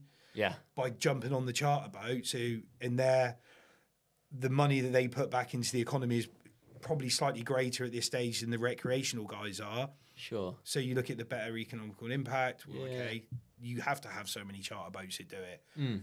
But there's still guys that just want to go tuna in. But if you can only do, you know, the season's short. By the time November comes around, the weather's terrible. You're not getting to see. December's pretty much a write-off. Yeah. So the season is really August, September, October, with a bit in November, and then if you can push some weather windows in December. How many guys are actually fishing in those really 3 good months? You got jobs, wives, kids, everything. You know, I want to go fishing. Oh, we got a kid's birthday party. Oh, we're going to see my mum. Oh, we've got a holiday. Yeah. They're not using that license all the time. So if it was on like a passport system, you can go on. I don't know how many licenses is going to be there. Let's just call it 50. Well, okay, there's only 18 boats at sea. So I can go onto a passport system. I can book my boat on for the day. Yeah. I can go tuna in. Yeah. And it's going to cost me 40 quid, 50 quid, whatever it's going to be. Yeah. And you can get much more people out doing it, and it's still generating some money. And those guys are still going to go and buy all the tackle it's got to be used.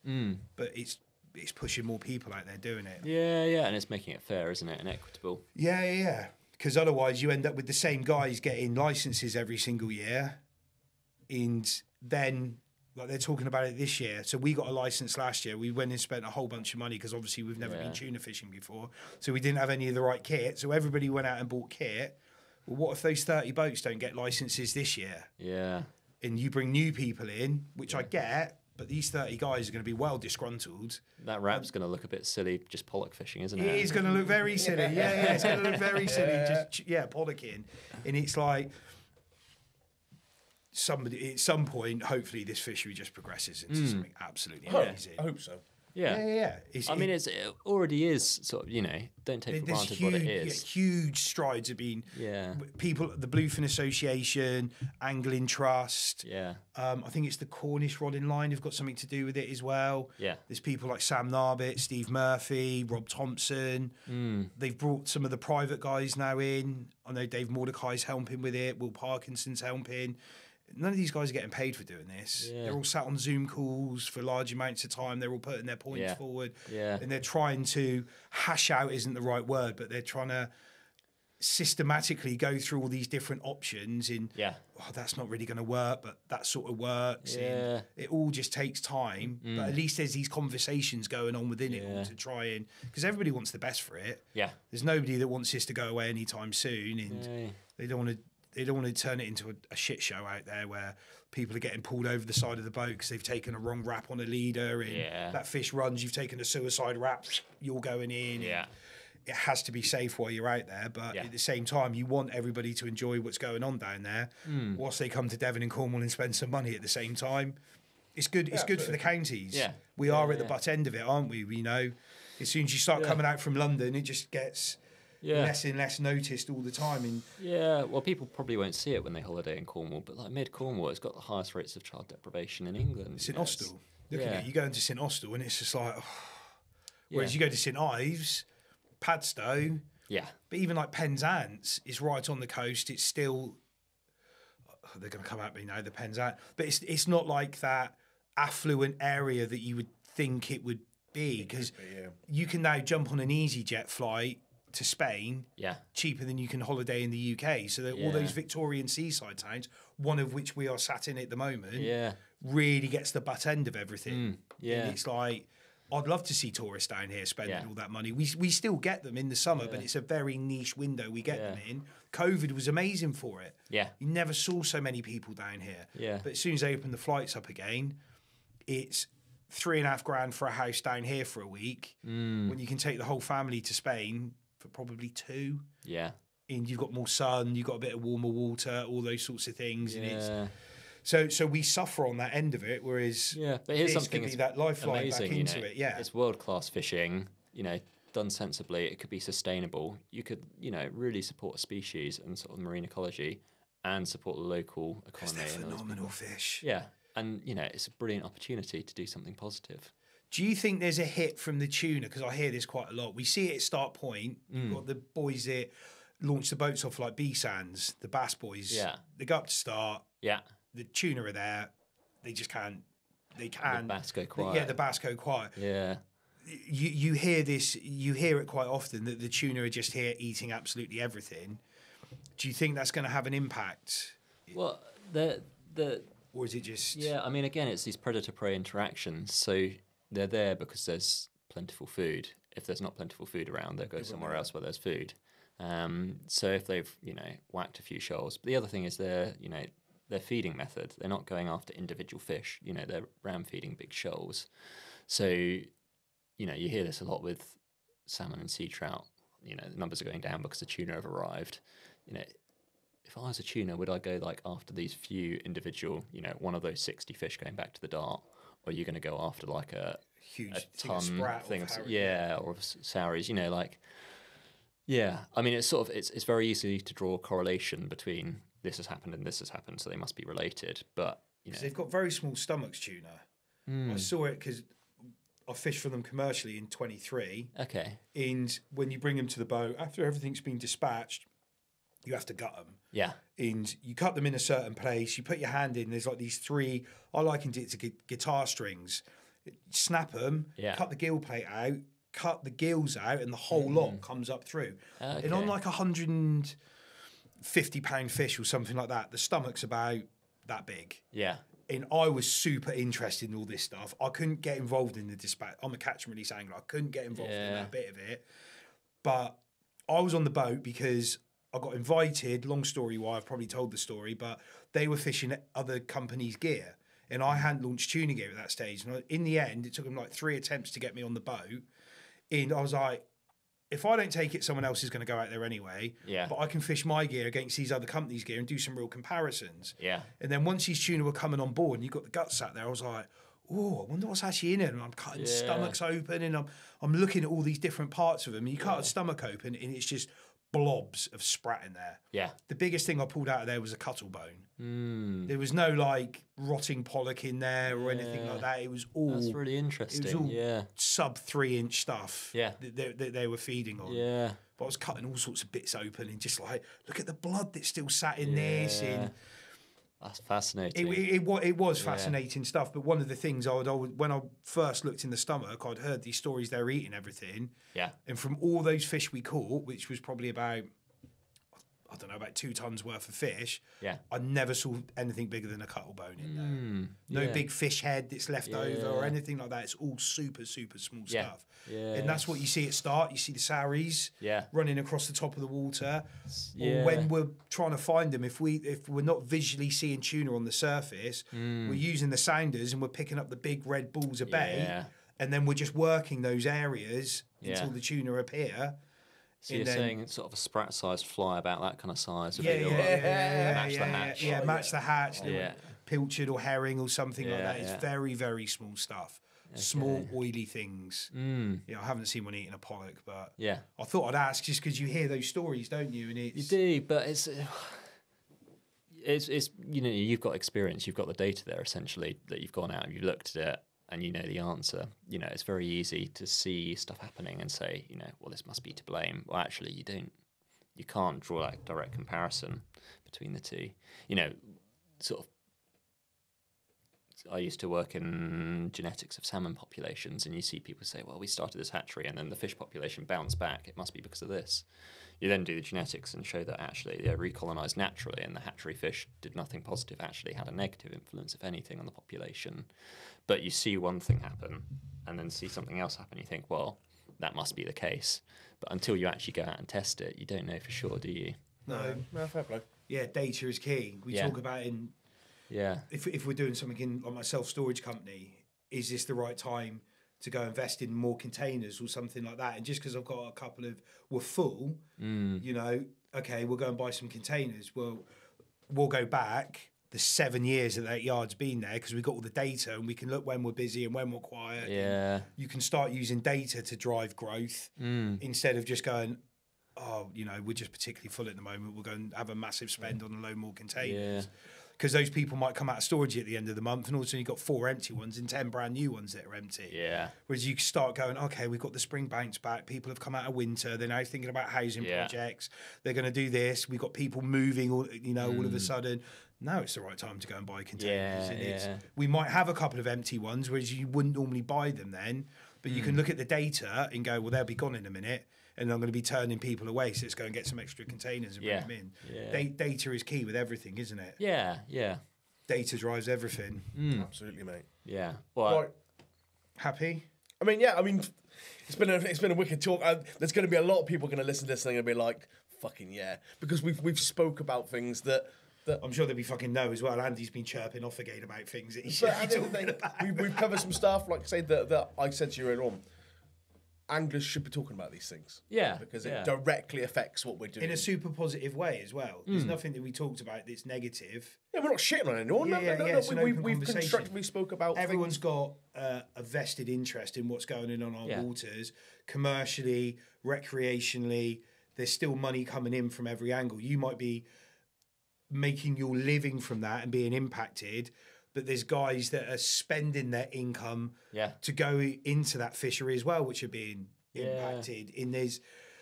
Well, we all want the same thing, don't we? You know, healthy fish populations, a healthy environment.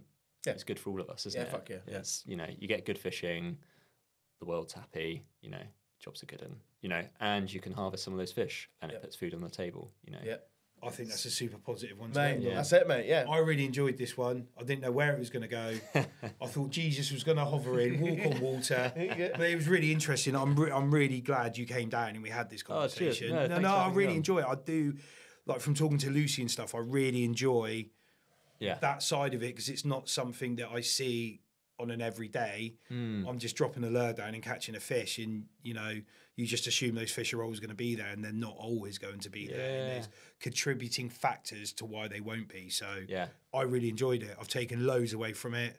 Oh, good. I love this sort of stuff because I'm not smart enough to do what you do. So I can talk to you and just take it all in. I get to rob all the things that you've worked really hard in study to do because I'm not capable of that side of it.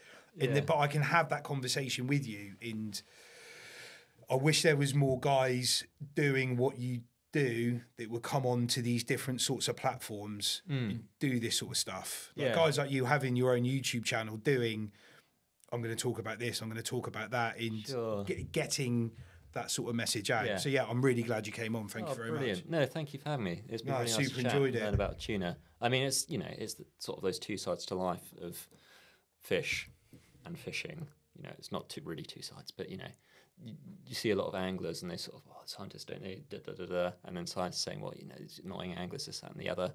Actually, you know, we're all interested in the same stuff, aren't we? And we can really support each other as communities. So it's nice to bring those two things together. The guy that I was talking to who does the fresher shark tagging, which I only met briefly in a car park when we were picking up this geigeometer thing for finding this tag, I was showing him the video of that fresher we caught that was caught on Dave's boat. He was like, I'd love to come and do some tagging with you guys.